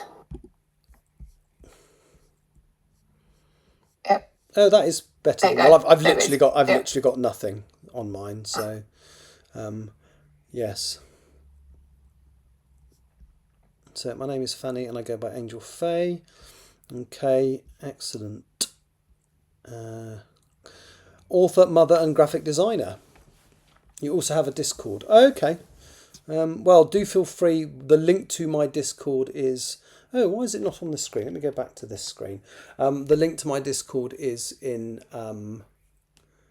that QR code that should be on the screen any second now. And feel free to follow my server and send me an invitation to yours if you have one. Yeah. So what are your... When I was hoping when you received that phone call that it was going to be from Morrison's saying, "Oh, we're going to deliver your stuff." I take it that's not happened yet. No, between 6 and 9. Any time between 6 and 9, basically. Basically, they've just tacked it on the end because they turned around and said I'm visually impaired, which I am, and I'm basically relying, and I can't. And I just said to the guy I couldn't get it early, and he cancelled my order. For me, the fact that I couldn't get it early, even though that's pretty crappy. That was the only start I could get. Yeah, I mean, I would personally make quite a big complaint about that. I know you won't because you're too nice. Well, you're not too nice. You're nice. Sorry, but they're usually really good, which makes it more annoying. And normally it wouldn't be an issue if I booked it before. They have come early before, but I've been at home. Yeah. But I say I'm at work and I don't get a taxi, so I can't get there in 10 minutes. No. Do you have food in the house or anything? You're not sitting there waiting for them to deliver food that you can eat. Oh, no, I do have food in the house, but obviously the problem is, like, if I know mine, like, I'll sit down to eat it, and then it'd be like, Ding dong, yeah. doorbell. Yeah, but at least you haven't got to wait till potentially 9 o'clock to eat something. That's what was concerning me. That's all. Oh no, I won't starve. I'll be fine. Cool. I just was stressed with bloody website. Get the website sorted. I won't look at it again. Hopefully the website will be sorted by bedtime, so that I can then have one. That'll be a massive thing ticked off my list for this year. That was one of my massive goals, was to get that done. Yeah. And Comic Con just sort of spurred me on to get it done sooner, really. Sure. And I've got that all sorted out for the next 3 years. So. Excellent. Yeah, it's so much easier to edit that, and it's so much better. I can invite you. Yeah. So in fact, if you go to there's an invitation. Sorry, I'm talking about Angel Faye now. If you scan the QR code, the link to Discord is an invite. So if you scan the QR code, you get something called Linktree, and the Discord one is literally an invitation to. But I can also pop it up on the screen. Hang on. Linktree. Is it me? No, it's not. Let me just put me in there. Oh, where's me? Oh, there we go.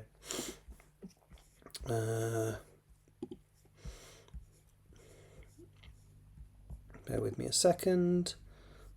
So, share link. So, copy link. Right, I'm just going to shove... Oh, how do I do that from here? Because I've copied it on my computer and I don't know how to... Hang on. Let me go into my channel and paste that there. And now I can hear myself. That sounds weird. I can hear myself. Right. Anyway, there is the. Yeah, I think what Angel Faye's saying is because there's a limit, I think, of how many Discords you can join. Oh, okay.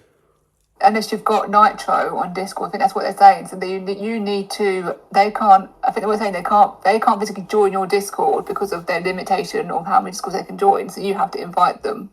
Oh. I think is what they're saying. But. Because Nitro's pretty expensive, man. But yeah, that's another way. People, another way to get people to get money out of you. I have no idea how to do that, but I will have a quick look. Oh. Cool. Right, let's get out of all of that. Right. Add you invite. Just hide member list. Blah blah blah. I've no idea how to invite someone. Update inbox. Invite people. Right. What's your handle on Discord, Angel Faye? You can either tell me on here or you can send me a DM if you don't want it displayed on the screen. That is also fine. Oh, okay, that's easy then. So Angel Faye.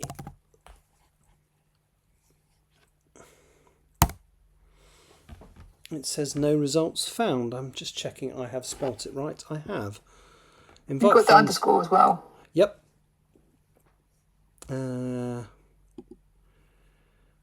Invite friend. I need to be friends, so I need to friend you first. Hang on. So how does that work then? Yeah. How does that work then? Just had to say that. Friends. Where's friends on this? I don't. On your home, top on your left hand side, you've got like the controller, like direct messages type. So friends, add friend. Here we go. It's ever simple, is it? No, send friend request. Success, your friend. All right, so presumably you have to accept it, and then I can. God, this is long-winded, isn't it? Yeah. If Angel Faye, if you send, I've sent you the friend request. So I guess once you've accepted it, I can then add you to my server, which I'm more than happy to do. Oh, you've accepted it. Lovely. Right. So, how did I invite people to this again? God, this is complicated. Andrew's server. Invite people. Hang on. It's not Andrew's server, is it? Sorry. There we go. Done. Sorry. Yes, that's my middle name. We should A Brock Shaw's. Yeah. Sorry. Right. Excellent. Cool. Oh, right. This is just what people get a bit confused because I'll call you Andrew. And like, who's Andrew? Like, oh, sorry, Richard. Yeah. No, it's a bit. And the other thing is, do forgive me, Angel. So at the moment, I'm in I'm in an editing phase, which means I will stream quite a lot. But when I'm in a writing phase, I don't tend to, because I write better in, weirdly, I write better in a noisy environment. So a lot of my first drafts and stuff get done in coffee shops and stuff like that. I have written on here in the past, but I've got into a kind of the habit of writing on. You just have to just put like a coffee shop ambience background video in the background while you're typing. I discovered something weird that my computer does the other day. Look at this.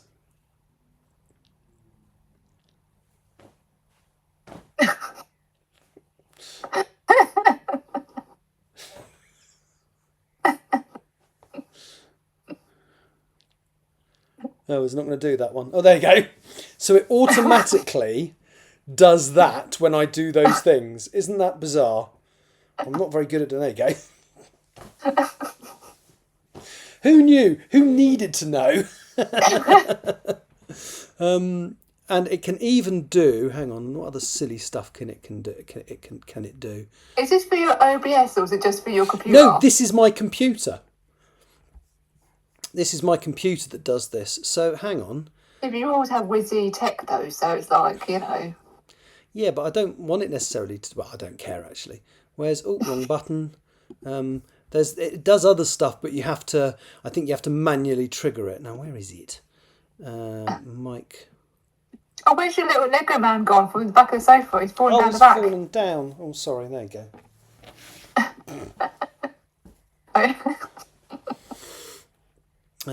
Where's the other one? I'm sure there's a. Yeah. I can also do like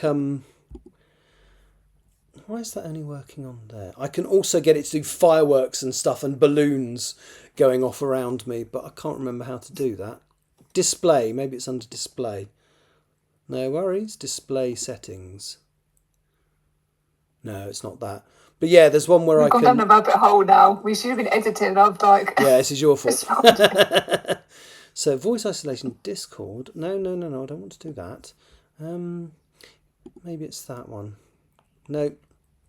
Don't know. Doesn't matter. But yeah, there's a way I can. But I don't think there's a hand signal I can do to generate it like I can with. How weird is that? And does it move depending on where on the screen I do it? Hang on. Yeah.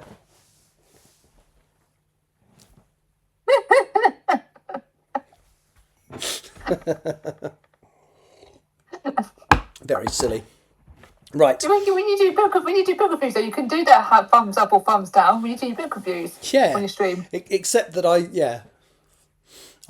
kind of that's true. I don't like to do bad book reviews though, so I'd probably just not do it. Just don't mention anything. Yeah.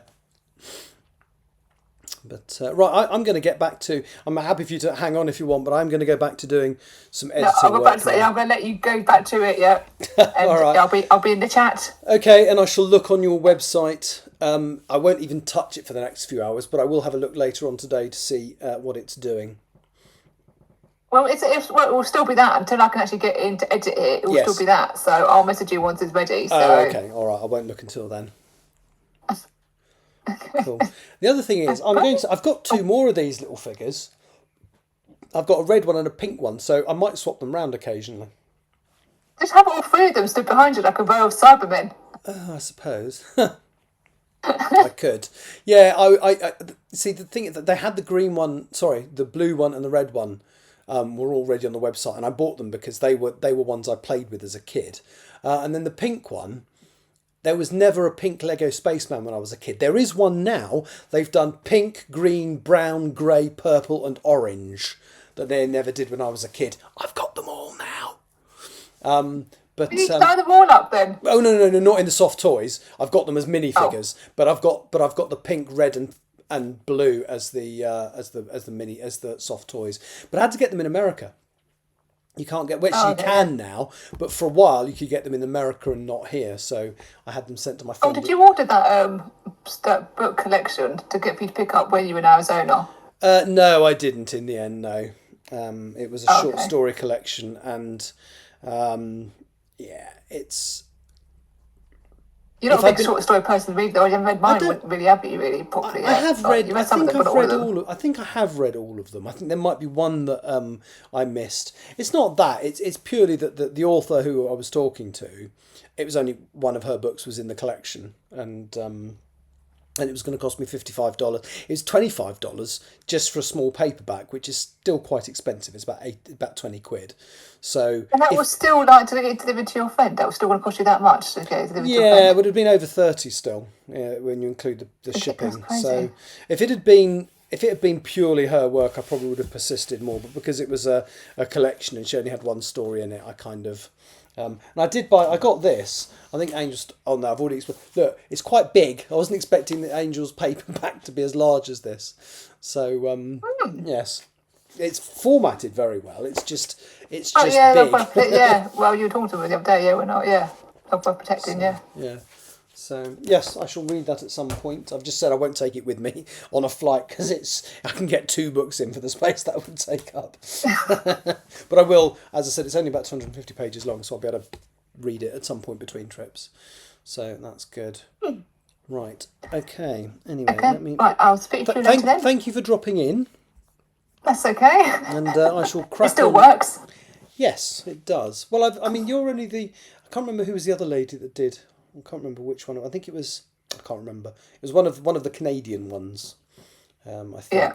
from before. Anyway, good luck. Let me know when the website comes back up, and I will talk to you. I will talk to you later. Does it work? Is that working? I can't see it now. Is that doing anything? Yes. Yes. So I've now got just the word processor up on the screen, and I Yeah, can't. yeah, it still works. Yeah. Okay, cool. How silly. All right. Talk to you in a bit. Right. Bye. Bye. Right. Let me go back to the beginning of here. At just before 11:30 that evening, the car pulled up in front of some tall gates. There was a 10-foot barbed wire topped wall on either side of them. Oakley used a remote fob on his key, and the gates swung open automatically.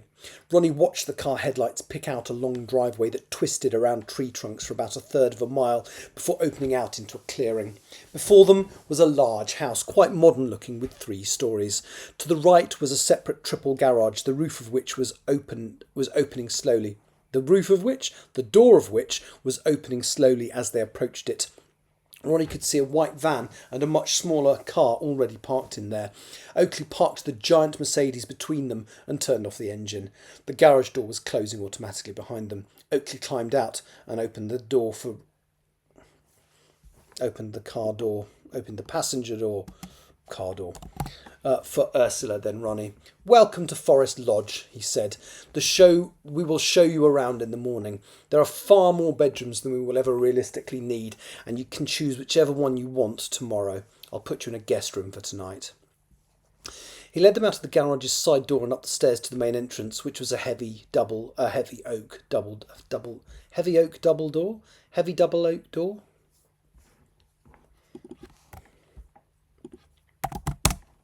Ronnie looked around. She could see CCTV cameras everywhere. She wondered if they were there to protect her, or to keep an eye on her, or to watch her. She looked around. The urge to explore outside had grown considerably, and try as she had to put in the back of her mind, it was still there. I need a better word than impressive to describe the main hall.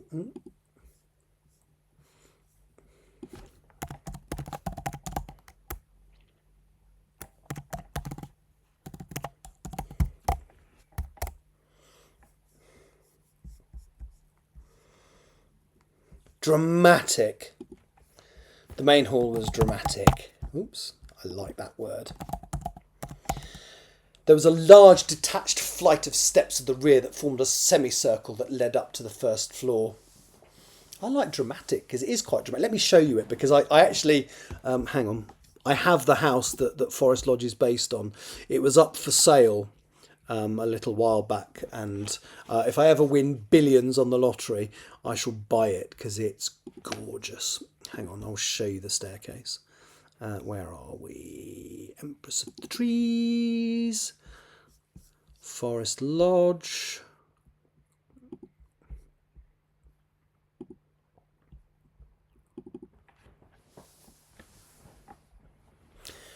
So this is what Forest Lodge is based on. Obviously, the gates aren't there, but there. I mean, isn't that just wow? If you walked in and that was your main hall, you would buy. If you buy it, I want to live in the East Wing. That's Sir Teddy's house. That's different. But yeah, this is utterly beautiful. And there's the garden room, kitchen, underground movie theatre with gym, all which are really there. Gorgeous garden, although obviously the one in my version is bigger. Bit of an opulent bathroom.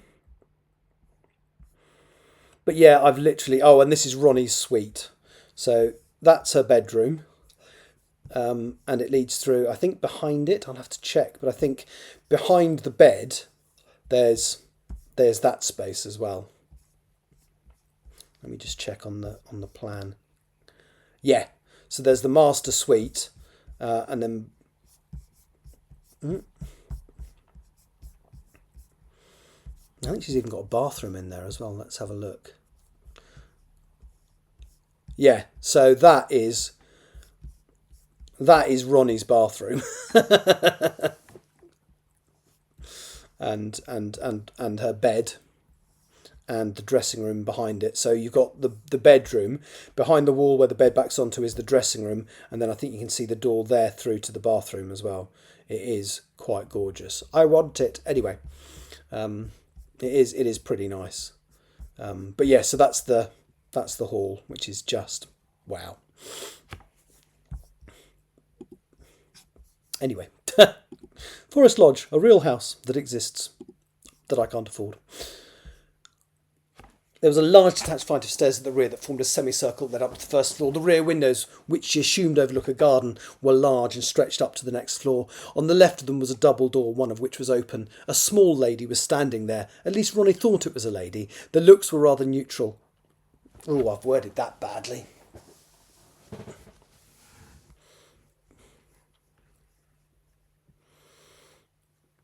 And I'm going to make Marie Antoinette. A small lady was standing there. Let's just not over-egg the pudding. A tall, I'm going to say woman rather than lady, was standing there wearing jeans and a polo shirt. They were about 5'9". Is 5'9"? Yeah, that's quite tall for a lady, isn't it? Inches in height and a slight olive tinge to their skin.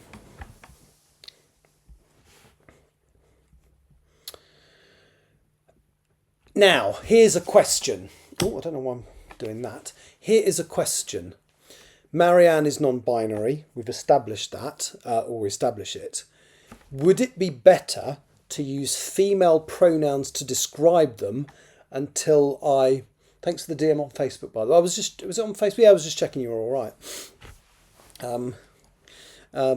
Yeah, what was I going to say? Yeah, do you think I should use female pronouns until I establish that they're non-binary, or should I go straight in with the non-binary pronouns?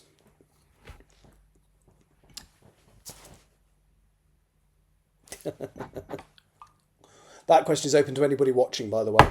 Oh, there's 5 of you. Wow. Yes, that question is answered.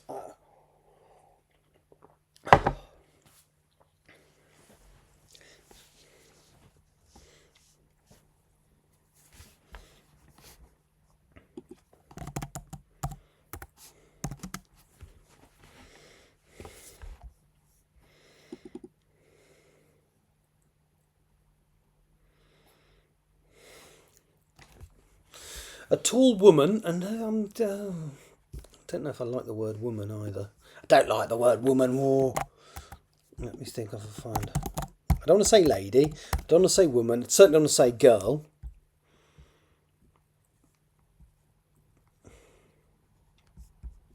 I haven't really got many options other than those, have I? A tall womanly figure. I don't.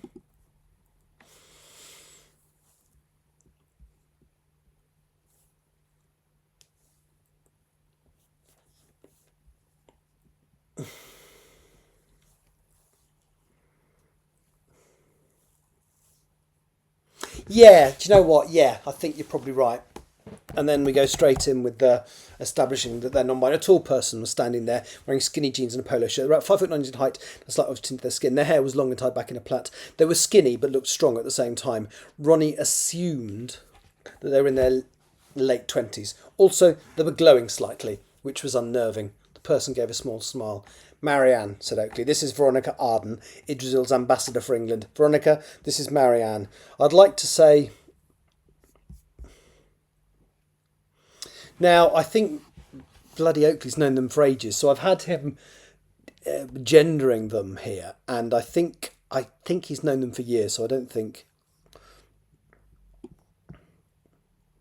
But then they are our cook and cleaner, but they are also a bit of a technical and mechanical whiz. Right, this is Veronica Arden, Idrisil's ambassador to England. Veronica, this is Marianne. I'd like to say they are our cook and cleaner. They're also a bit of a technical and mechanical whiz, so we share those duties between us. Marianne stepped forward and smiled. They had a genuine warmth about them that Oakley lacked. Welcome to Forest Lodge. I understand that you were reborn yesterday, so we'll probably be hungry. There is a spread laid out for you in the kitchen. Please follow me. Just one thing, asked Oakley. Is there any word from Carruthers? Marianne shook their head. I would have texted you as soon as I heard anything if there was. Well, it won't be long, said Oakley. He took off his coat and slung it on the hat stand by the door. Right, I've stuff to do. Just holler if you need me. He gave a smile which briefly transformed his face, then walked up the stairs. Ursula stepped forward and hugged Marianne. Nice to see you, dear. Are you well? Marianne smiled. I'm good. Never thought this day would come. But I'm okay. Which day? Asked Ronnie curiously. The day where Idrisil felt she would need to issue her directives, sighed Marianne. You know about everything... this is perfect. Now, Ursula doesn't get non-binary, so that's the perfect in to explain it. Okay. The day where Idrisil felt she would need to issue her directives, sighed Marianne. You know about everything that's happened... You know everything about what is happening? Asked Ronnie. Of course she does, dear, said Ursula. Imagine trying to keep all of this secret from the people working with us. Did you choose a Yakunda deliberately? Asked Ronnie as they walked through the door at the back of the hall. It led to a huge kitchen. There was a large freestanding unit in the middle, and next to the wall by the doors they'd just come through was a large dining table, big enough to comfortably seat 8, which was covered with a buffet that Marianne had put together.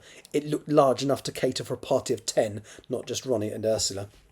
Behind them was a wide stone staircase that spiralled down into a cellar. There was a doorway to another room just behind it, to the left side of the house. At the back of the room, towards the front of the building, was a snug, an area with soft chairs all around the outside, and another table in the middle. Of course, replied Ursula. And if the worst comes to the worst, Marianne has already been chosen as one of the selected survivors. Ronnie felt a coldness spread over her when Ursula said this. Let us hope it doesn't come to that. Yes, said Ursula. Let's hope. The two picked up a plate each and started to fill them with items of food. Marianne beamed and made them some drinks. A few minutes later, Oakley joined them. When we're done, your room is ready for the night, he said. I'll show you where it is. You will sleep well tonight. Tomorrow I'll show you around the place. He took a plate and smiled at Marianne. Thank you, he said, as he helped himself to some food. I'm sure there's the non-binary conversation in here somewhere. There has to be. If there isn't, I'll add it. Ronnie was extremely tired, so once she'd eaten, she followed Oakley up the curved staircase to the first floor.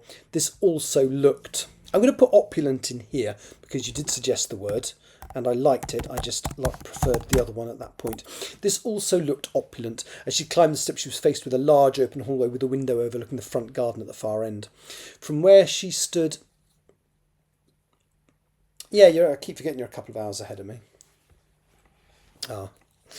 This also looked opulent. As she climbed the stairs, she was faced with a large open hallway with a window overlooking the front garden at the far end.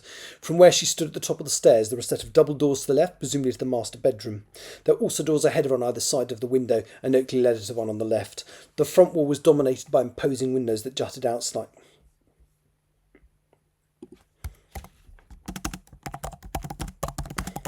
That's not obvious, we're now in the room. So let me just... Inside the room, the front wall was dominated by imposing windows that jutted out slightly. There was a double bed that had been made up, and a dressing table. There was a white dressing gown on the bed and a towel. Neither had been liberated from a hotel. That's a comment on Ursula. Hers stolen. Wow, said Ronnie. The room was of great size, so the master bedroom over the hall must be very impressive indeed. She looked around and then walked back to the door and looked out into the hall. Where's the bathroom? Oakley gave a small chuckle. Each room has its own. He pointed to a door behind them on the wall opposite the windows. There's a shower in there as well, should you want it. He pointed to a laptop on the dressing table. That is also set up for you. It's already connected to the internet. And I don't know why I've given the internet a capital I there. There are card details in there so you can buy any clothes that you need. There's no specific budget, just don't go crazy. Ronnie was a little overwhelmed. It's all rather a lot to take in. Oakley's expression softened a little and he allowed himself a smile. I know. I'm going to sleep now too, but I again, let's put a contraction in there. But I'll be up early in the morning if you need anything. Also, the fridge in the kitchen is full. If you get hungry, just help yourself. He looked around the large room. You also probably... Let's lose the also. You probably feel the urge to get out of here and explore right now. You are free to do so whenever you want, but I would suggest trying to get some sleep first and do that tomorrow morning. Ronnie nodded.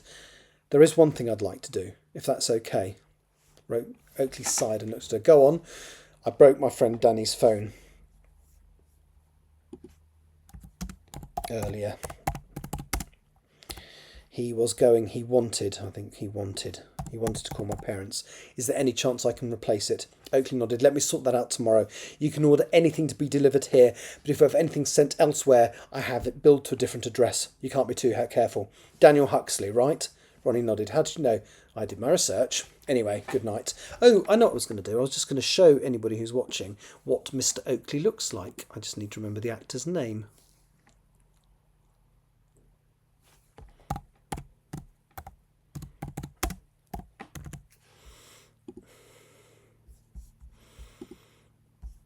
That's what Mr. Oakley looks like. It's an actor called Roger Allam.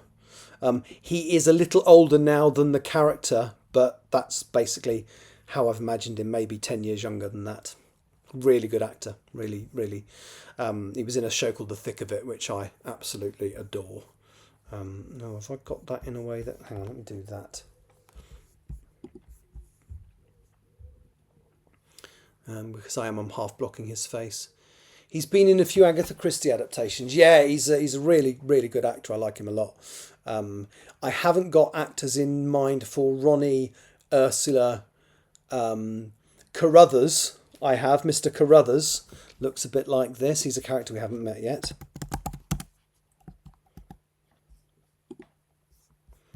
He looks like that.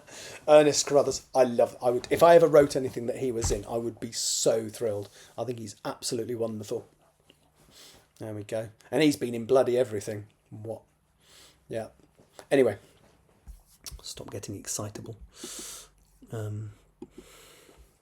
I did my research. Anyway, good night. Oakley quickly withdrew from the room. Ronnie gazed out of the windows for a moment, then pulled the curtains closed. She looked back at the bed and grinned. Oh, let's go back to that view. She'd never slept in a double bed before. She not? No, she probably hasn't actually.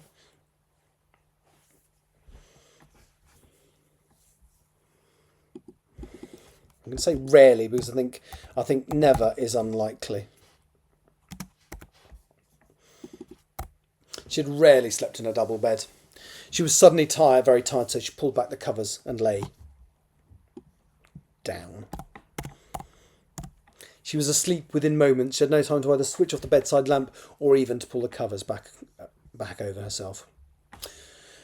Ronnie woke and for a moment was disoriented.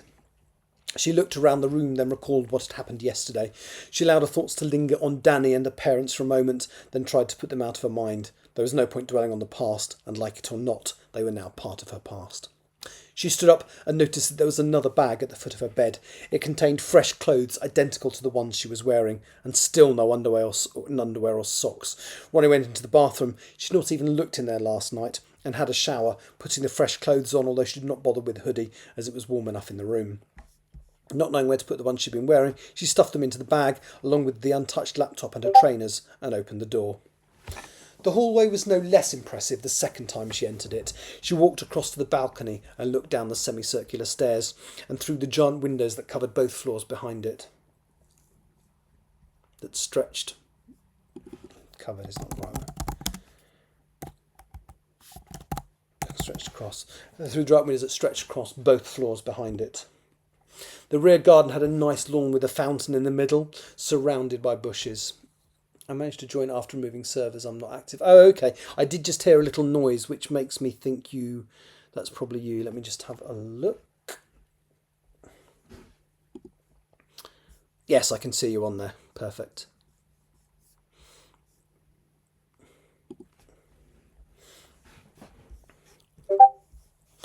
The rear garden had a nice lawn with a fountain in the middle, surrounded by bushes.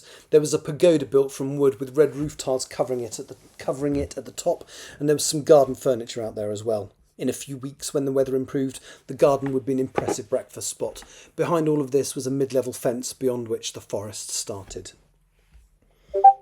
Breakfast spot? Breakfast location?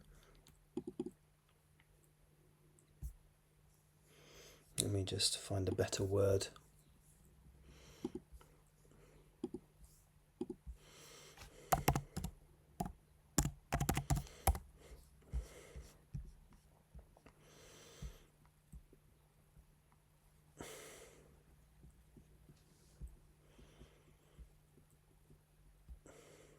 Breakfast venue?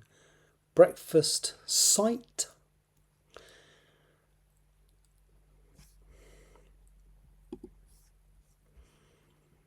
Site.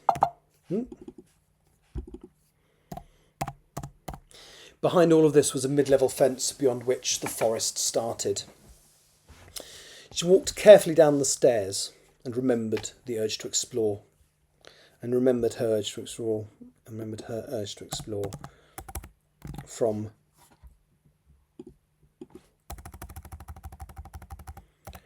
yesterday. The compulsion was still strong.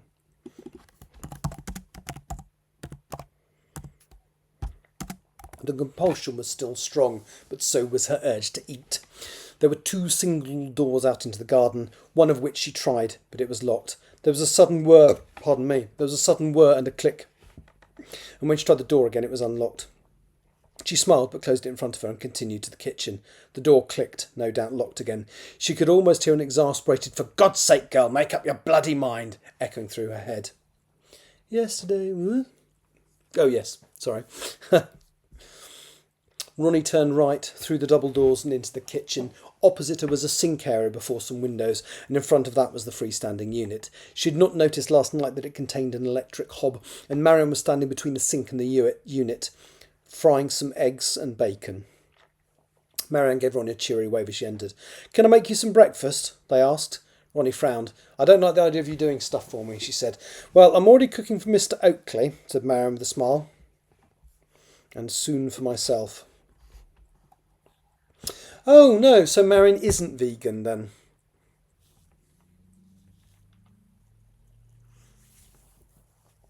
And I would expect Marianne to know that.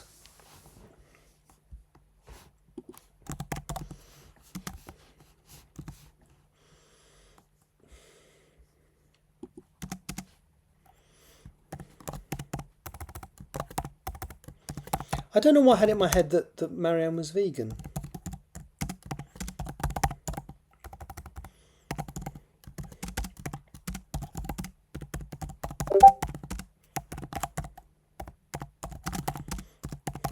Right then, let me just redo that. "Well, I'm already cooking for Mr. Oakley," said Marianne with a smile, "and for myself. Fried egg on toast with bacon. It'll be easy to do something for you as well." Marianne cracked another egg into the frying pan and prodded the thick bacon which was sizzling in the fat. It all smelt amazing, so Ronnie relented. No, she wouldn't think it smelt amazing because she's vegan, so let's lose that.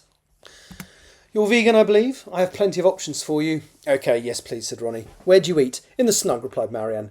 Ronnie lifted the laptop from her bag. "Is it OK if I set up there? She asked. "I need to order some clothes. Mr. Oakley seems to have an aversion to knickers and socks." Ronnie walked over and sat herself down in the snug and opened the laptop. She browsed some websites until she found the clothing items that she wanted. She ordered plenty of underwear and socks, as well as t-shirts, trousers and hoodies. Marianne was approaching with a tray containing 2 plates and 2 large glasses of freshly squeezed orange juice. "What other clothes will I need?" Ronnie asked. "Shoes? Coats? Have you ordered any of those?" "No, good point. What about business dress? I assume I'll need to wear more than casual stuff if I'm talking to government people." "We have a tailor who'll do all of that for you," said Marianne, who picked up a mobile phone, sent a short text message, and then returned to the workstation to collect a third plate and a glass. Mr. Oakley will be joining us shortly. Marianne sat down next to Ronnie and took a sip of orange juice. Ronnie watched them and noticed a bulge in their throat that resembled an Adam's apple. She also noticed that Marianne's voice was lower than she'd expected it to be, only slightly, but enough for her to notice. Ronnie smiled. "Thank you for the food. Do you mind if I ask you something?" Marianne glanced at her and gave a sideways smile. "Go ahead.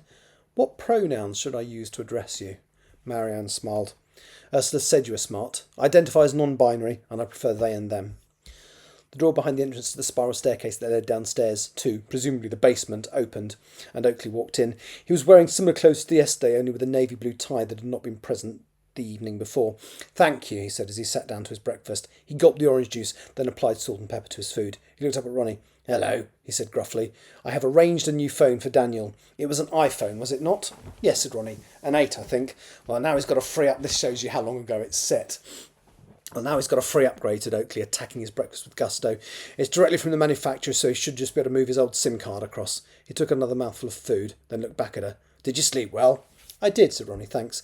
Once you've eaten, I will show you around," he said. "You have a choice to make. I don't know if Ursula told you, but there will be 2 of you here. The lad from Scotland is still getting his briefing from Idrisil, so as you got here first, you have the choice of which bit of the house you want to live in. There's the top floor, which is bloody huge, by the way, or the master suite on the first floor. Not as big, but just as nice." "Where do you sleep?" asked Ronnie curiously. "There's an annex over the garage," said Oakley. They finished eating in silence, which seemed to be what Oakley preferred, so Ronnie reopened the laptop and ordered some more items online. There'd been a note stuck on the inside of the screen to buy only from specific websites, even if the clothes were more expensive. Oakley pulled out his phone once she submitted her order and glanced down at the confirmation emails. "My," he said, "you have been modest. Perhaps you and I are going to get along."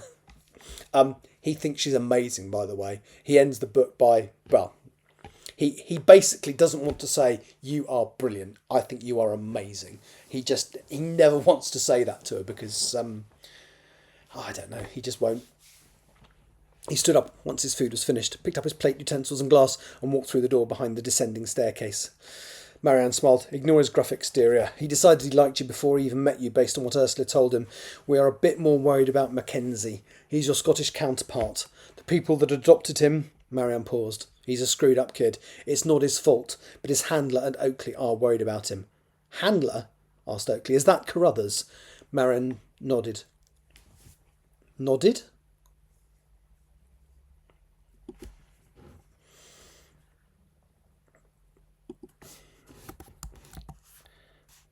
And a smile crossed their face.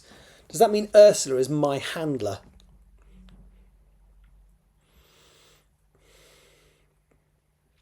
Marianne nodded. "It's a horrible word, isn't it?" they said. "That's Mr. Oakley all over for you. He doesn't always think of the impact of his words. Of what he says. I shall say of what he says to avoid the repetition of words." "Which one?" "Handler?" asked Ron. "Is that Carruthers?" "Oh, yes." That's just because I edited it. I'd have picked it up eventually. "Handler?" asked Ronnie. "Is that Carruthers?" Marianne nodded and smiled across their face. "Does that mean Ursula is my handler?" Let me italicise the "my." Marianne grinned. "It's a horrible word, isn't it?" they said. "That's Mr. Oakley all over for you. He doesn't always think of the impact of what he says." Oakley walked back in at this point. "What have I done now?" Marianne poked the tongue out at him. "You called me she when you introduced me last night. I'm going to have to put that in then."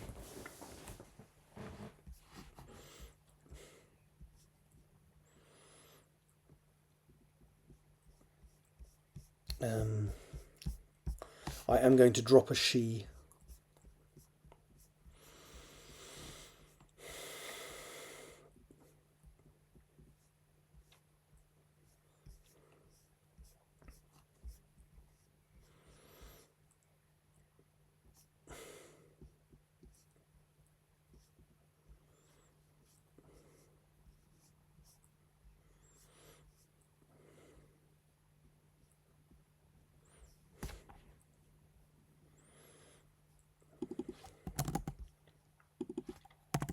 I'd like to see as our cook and cleaner. They're also a bit of a technical and mechanical whiz, so we share those duties between us. There we go.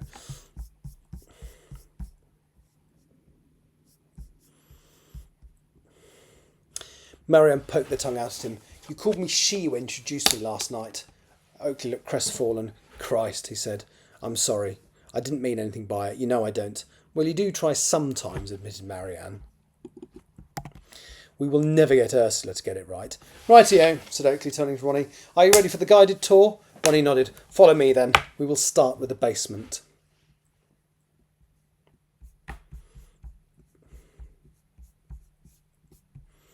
I've just realised what you were saying.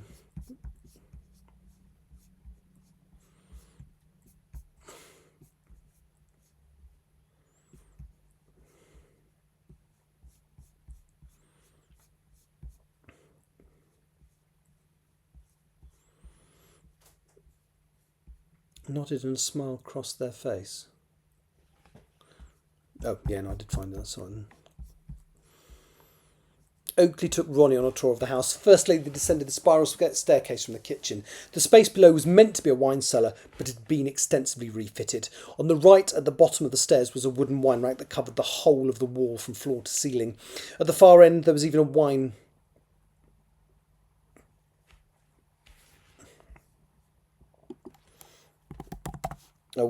wine fridge. A sort of champagne and sparkling wine. The rest of the space was given over to a gymnasium. It had a treadmill, a stepper and an exercise bike, as well as a rack full of weights and a couple of benches. Ronnie gasped when she saw it all. On the far right was a door, which Oakley took her through. There was a room that was larger than the space she'd already seen in the basement, which had a projector built into the ceiling and a screen that dominated the wall at the far end.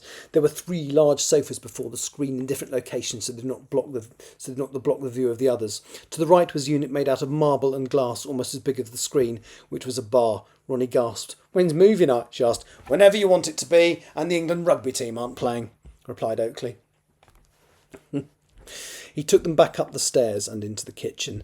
The door behind led to another room, a combined utility room and a secondary kitchen. A short corridor took them past a plant room to a small bathroom next to a door and a flight of stairs. That door goes into the garage. The stairs lead to my annex, said Oakley. There is no way you are forbidden from going, but I would obviously rather you only go into the annex if I invite you. He took them back into the main kitchen. Through a wide archway at the end, the opposite end from the snug, was an open-plan living room. There was a television on one wall and several large sofas facing and at right angles to it. On the far end, covering the right-hand corner, were some large windows. Oakley walked over to them and smiled. These open in the summer. There were more wooden window panels on the right-hand wall as well, as do those. There was also a large skylight in the ceiling, only broken in the middle for an I love this place. I want to own it. There was also a large skylight in the ceiling, broken only in the middle for an impressive ceiling lamp that was practically a chandelier. Is this the living room? Ronnie asked with awe. Oakley smiled, taken in by her enthusiasm. No, we call this the garden room. There is a living room and dining room on the other side of the hall. He opened a drawer in a unit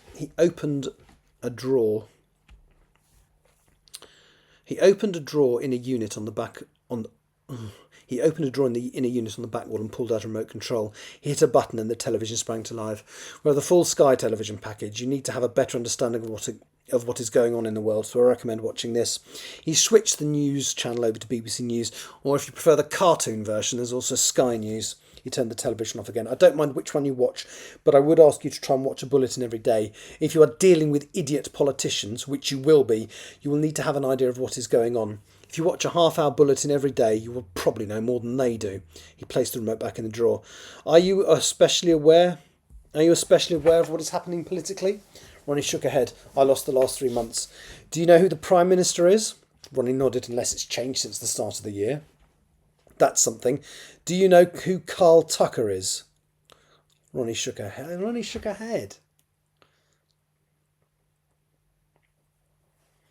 to have to change that.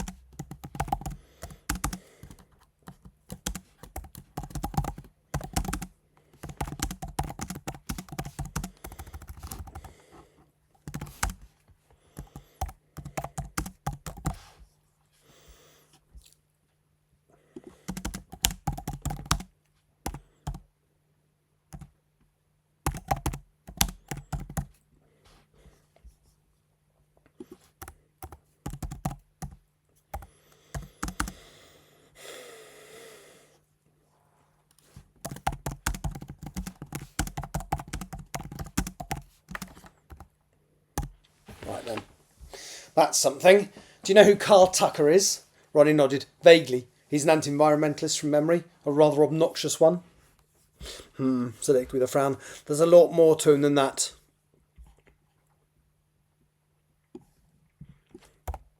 So that's your homework for today. I will ask you again after dinner. He led Ronnie back into the kitchen and through the double doors into the hall. Ronnie had not noticed that there was a grand piano tucked away in a corner.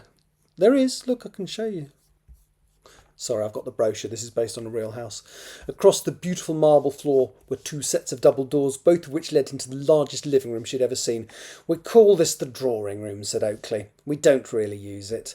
He led her back out and through another pair of double doors. The dining room, he said. Again, we tend to use the kitchen or the snug.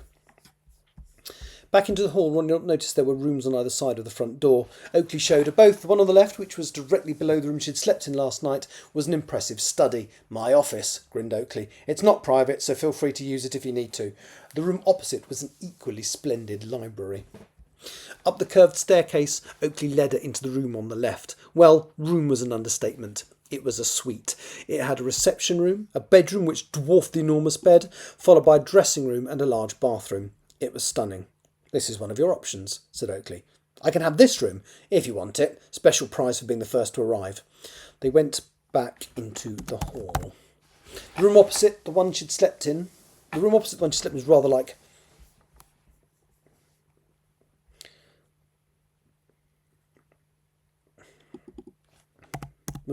it, just with the opposite layout. Marianne's room. From the stairs there was a corridor to the left. Two more bedrooms down there. The one on this side is Ursula's, and the one on the opposite side is for Carruthers. He led her to another flight of steps behind the door that she had not noticed near the entrance to the suite that she had been offered. At the top were two more bedrooms with a shared bathroom and another pair of living rooms, the furthest of which was done up like another study. Or you can have this floor. Your choice. Ronnie wandered back down both flights of stairs in a bit of a daze. It was all too much. Ursula had said that whatever organisation was backing her had money, but this house must have cost millions. 6.75 was the list price when I looked it up. She walked back down to the snug and picked up the laptop. Ursula was there eating a bowl of porridge. Good morning, dear, she said. Ronnie sat down. Morning. This place is unreal. It is rather grand, isn't it, dear? She'd noticed that Ursula had a smartphone in her hand and was flicking through some apps. It was not something she'd expected at all. The most complex device she had in her home was a digital radio. An analogue. Sorry, I've already established it's analogue, so I'm going to...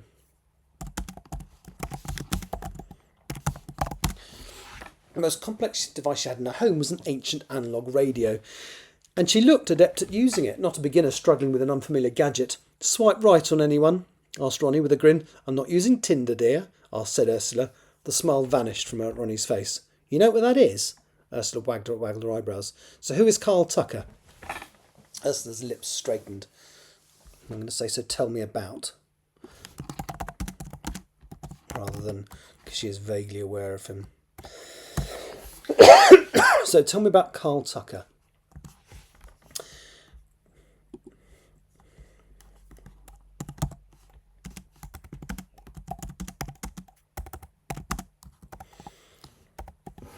Ursula's lips straightened. The man is an inconvenience or a problem, depending on the next general election, on the result of the next general election. Why? Well, you know when everything sensible happens, politically I mean, there's always someone who pushes too far the other way. What, Like the far right? The likes of Hitler or Nigel Farage? Ursula looked a little nonplussed. Well, I'm not sure you can say those two names in the same sentence, but yes. When you have a political centre ground or even a swing to the right or left, you have someone who advocates a more extreme view.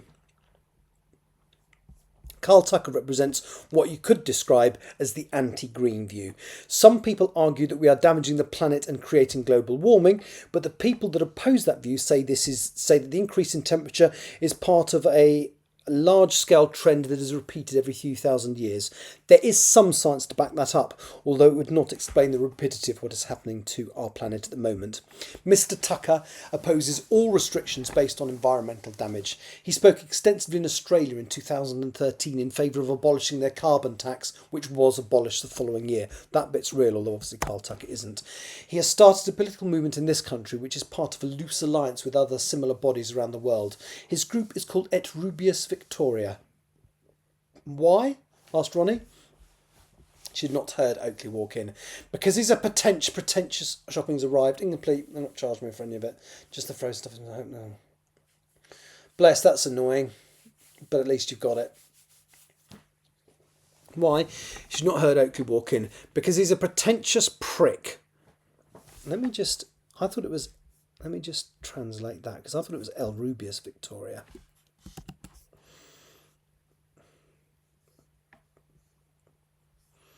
Let me just...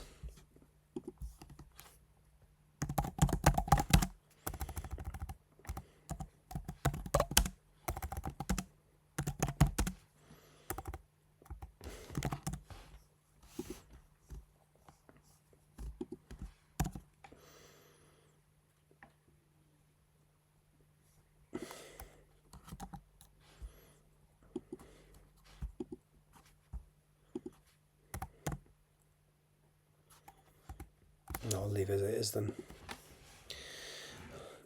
His group's called Rubius Victoria. His group is called... I'm just going to get rid of the et, because that sounds a bit weird. The Rubius Victoria. Why? Asked Ronnie. She'd not heard Oakley walk in. Because he's a pretentious prick, he snarled. It's a bad translation for the Red Victors, probably done on the internet. The Red Victors is what most people call his bunch of idiots. Why red? Well, he's never officially explained it, but in the light spectrum, red is the opposite of green, rather like his opinions. Also, Ursula chipped in, red has various cultural meanings. For example, in China, it represents vitality and fertility, as well as joy and happiness. Most Chinese brides dress in red. I think that's giving him far too much credit, said Oakley. Anyway, madam, he said, glaring at Ronnie, thank you for getting straight onto your homework. I wanted to know if you want a guided tour of the grounds or just have a wander and explore them for yourself. There is a square kilometre of woodland behind the house, all secure and available for you at any time. There's even an interface unit in there, but I'm sure you'll find that out for yourself. Ursula rolled her eyes. He loves using long words. He means there is an ancient tree. I'm actually going to say there are even some interface unit in there, but I'm sure you'll find those for yourself. Ursula rolled her eyes. He loves using long words. He means there is more than one ancient tree that you can use to communicate with Idrisil when it becomes necessary. I forgot to say, but you might want to consider ordering a range of sizes of clothes, said Oakley, for when she wants to talk to you again. Ronnie shook her head. I hadn't considered that, and I will explore on my own if that's okay. Of course it is, snapped Oakley gruffly. Less for me to do. He stomped off towards the entrance hall. He likes you, whispered Ursula confidentially. He has a funny way of showing it. Yes, when he starts being polite, you'll know you've done something wrong. The urge to explore had returned with a vengeance, so Ronnie put on her trainers and went outside. Immediately outside the door that led from the secondary kitchen was a large washing line and a row of 4 wheelie bins, all different colours and larger than the ones she'd been used to at home. The area was paved and had a 6-foot fence with a gate between her and the main garden. She spent a few minutes walking around the beautiful space. There was a shed a bit further down on her left at the side. That was a proper brick and timber build with a solid front door and almost the size of a double garage. She was willing to bet there was a ride-on lawnmower in there and probably a fridge as well. The garden limits were marked with a waist-high fence and there was a gate. She opened it and stepped through, and the feeling of being drawn somewhere returned. Rather than spend the energy overriding this urge, she just let it control her footsteps. She wandered for about 10 minutes through the wood, enjoying the fact that this was for her, and also feeling slightly daunted by the prospect of what faced her.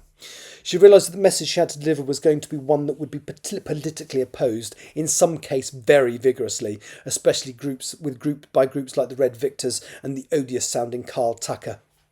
I'm not going to say sounding because she knows who he is, so I should say, and the odious Carl Tucker, but it was reassuring that Idrisil was prepared to put all of this effort into preserving the human race.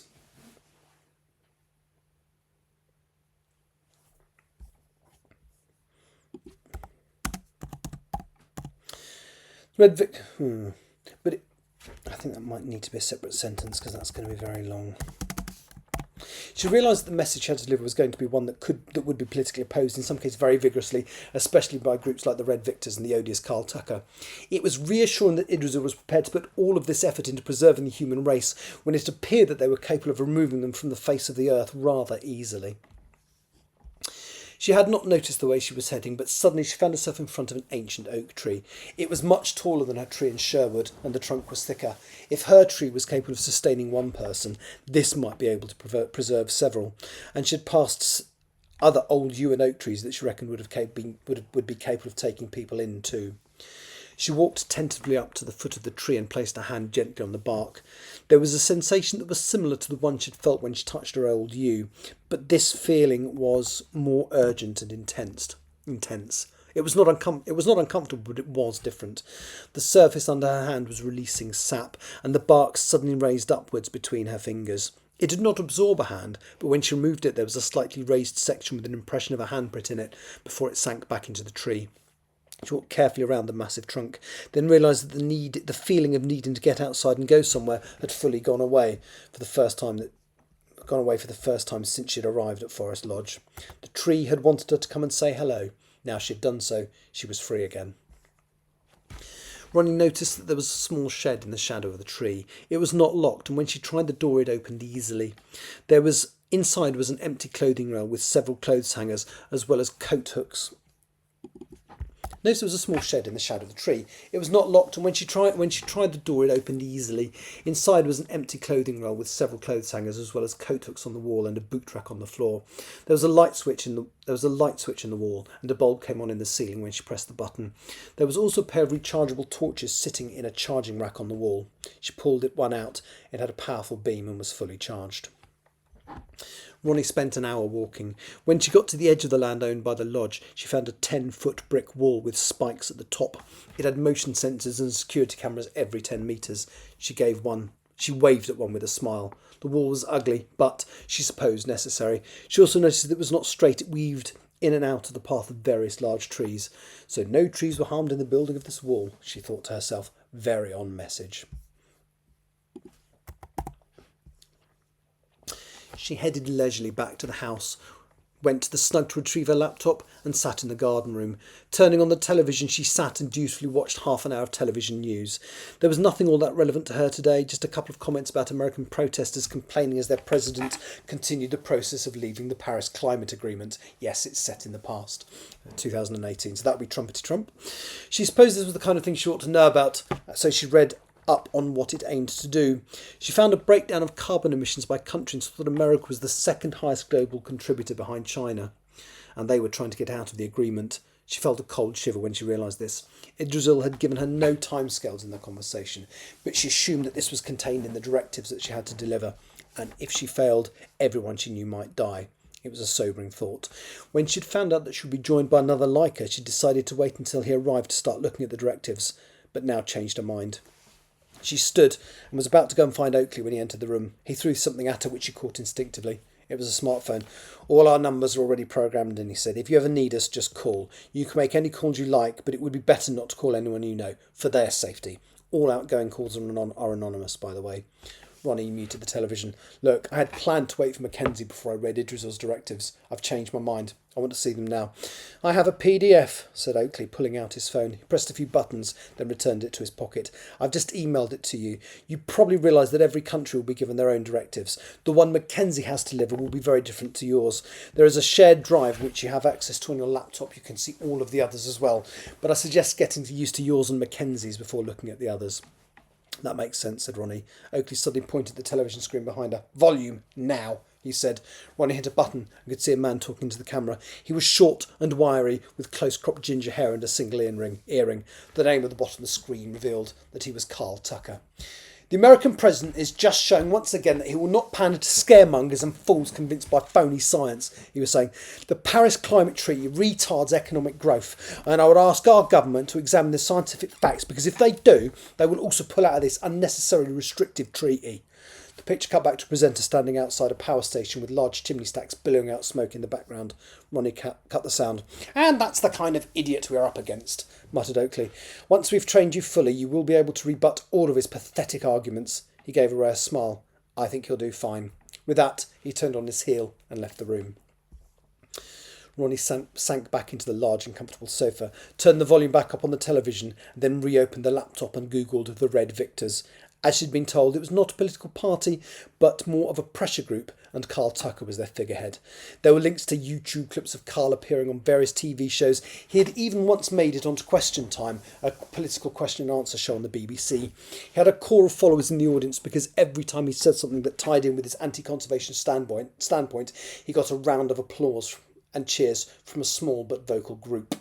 Other clips showed him being interviewed on news programmes from other television channels, and there was an edited montage from an Australian channel showing the work he did there in 2013 during the carbon tax debate. In short, he prescribed the opposite of what Idrisil had said that she wanted.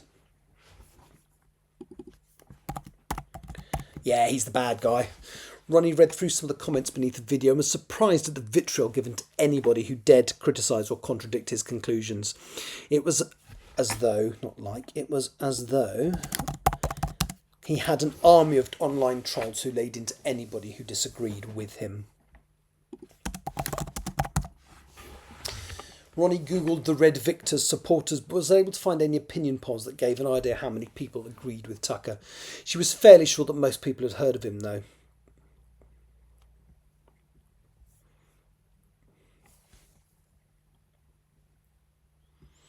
So that sentence can now go because we've established that she did know him.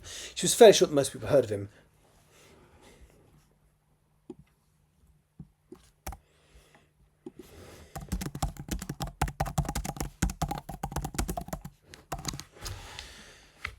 Right, let's read that paragraph again. Ronnie Googled the Red Victor supporters but was unable to find any opinion polls that gave an idea of how many people agreed with Tucker.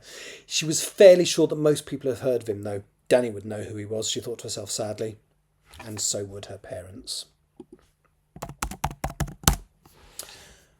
The thought of them.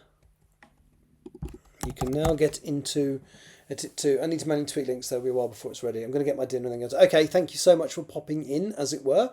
I'm nearly done as well. I've got a couple more pages to do. I'm not going to do the paper sign off tonight, but this will do because I've been on nearly 3 hours. I didn't expect to. Mind you, we did natter a lot in the middle, but yeah, I shall finish this in a few minutes and then that's me done tonight as well. Bloody hell, it's 6:30.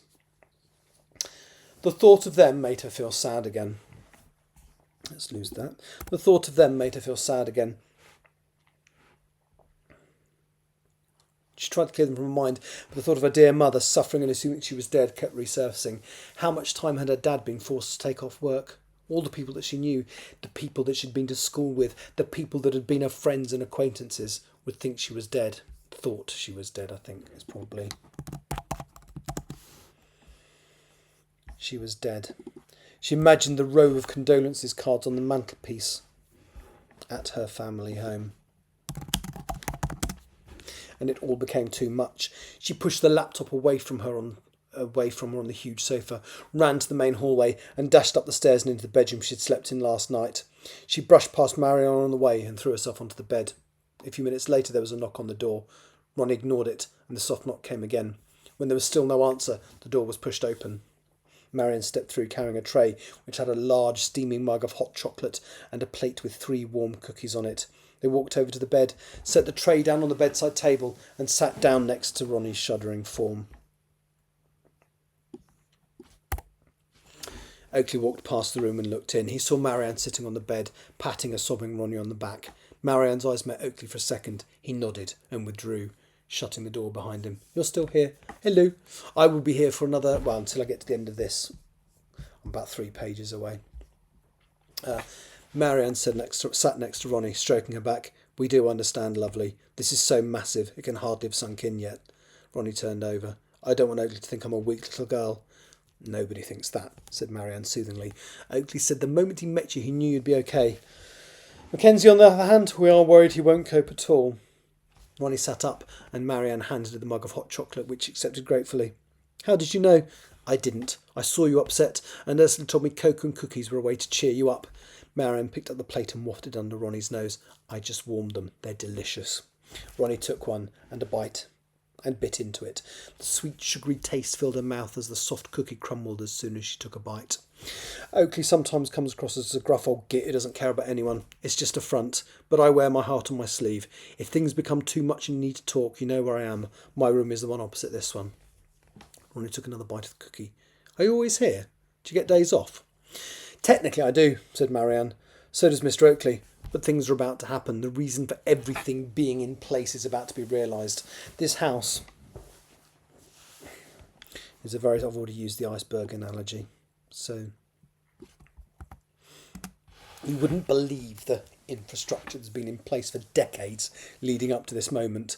Ronnie gave a small smile. So no pressure then. It's not all on you, lovely, said Marianne with another smile. We are here to save humanity from itself. And remember, this is happening in every country in the world right now. You were not the first ambassador to be delivered. According to Oakley, you weren't even the 20th. So like I said, it's not all on you. We are just here to do our bit. It's a huge jigsaw. We, not just you, we are but one piece. They sat in silence for a few moments. Ronnie occasionally took a sip of hot chocolate and nibbled on the warm cookie. Gradually, the sadness retreated somewhat. It was still there and would be part of her for a very long time, probably forever. But she could manage it. She had to. Ronnie stood, and Marianne did as well. Ronnie gave them a grateful hug and left the room. Marianne took the remaining cookie, smiled, and stuffed it into their mouth.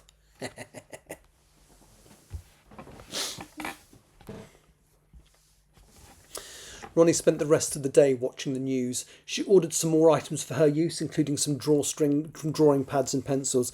She dearly missed her collection of line drawings. She just wanted to look through the pictures she'd drawn in her safe spot, both at the family home and more recently when she'd been at university. The stacks of pads were her favourite possessions, and while she was... that makes something that happens later on a little bit more poignant. It's almost like I know what I'm doing. I really don't. The stacks of pads were her favourite possessions, and while she was sure she could arrange them to be collected, she also knew their removal from a family home would hurt her parents even more than circumstances already had. She would just have to draw some more. That was all. The clothing arrived later that same day, which Ronnie was very impressed by. It even included the extra items she had ordered: the coats, walking boots, and the larger sizes clothing sizes she had added at the last minute. She decided to take the bedroom suite on the first floor, as she was sure Mackenzie would appreciate having space to himself on the second. She had spent a few minutes hanging the clothes in the impressive dressing room in her suite. They filled a tiny portion of the available wardrobe space, making her wonder if she had been too humble. No, that'll do. All of them sat down to dinner. All of them were sitting down to dinner when Oakley's phone rang. It was almost dark outside, and Marianne had made them a tasty lasagna. Even the pasta sheets were homemade. I should put vegetable lasagna. Even the pasta sheets were homemade. Just as they were all tucking in, Oakley received his call. Ronnie could see Carruthers on the caller identification. I have to take this, said Oakley. He stood up and walked away from them towards the garden room. Within a few minutes, he was back. That was Carruthers. Mackenzie's about to be released. I need to go and get them both. When? Ronnie swallowed a mouthful of food. I can get there in 4 hours, so I'm tempted to go tonight. Oakley glanced down at Ronnie. I don't want to wait until the day after like I did for you. May I ask why? Because you're not emotionally unstable. I'm not so sure about Mackenzie.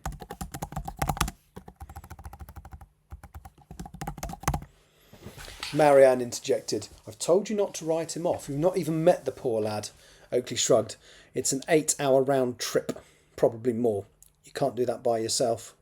Marianne drew their lips together tightly. I have to, really, said Oakley. I'm coming with you.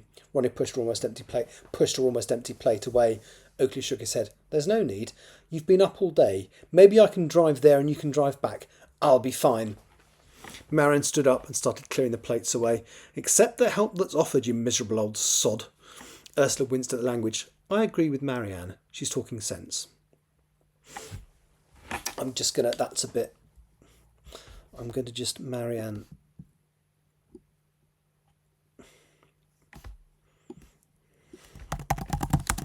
Listen to Marianne, she's talking sense. Marianne ignored the fact that Ursula gendered them. Please, Gordon. Perhaps she can help the lad. You're not always a soothing presence, as well you know. Oakley rolled his eyes and shook his head. All right, Ronnie, you can drive there. You might as well go now. Mackenzie's clothes are already in the car. Good, said Ronnie, standing up and clapping her hands and smiling. Maybe we can stop and get him some Maybe we can stop and get him some underpants on the way.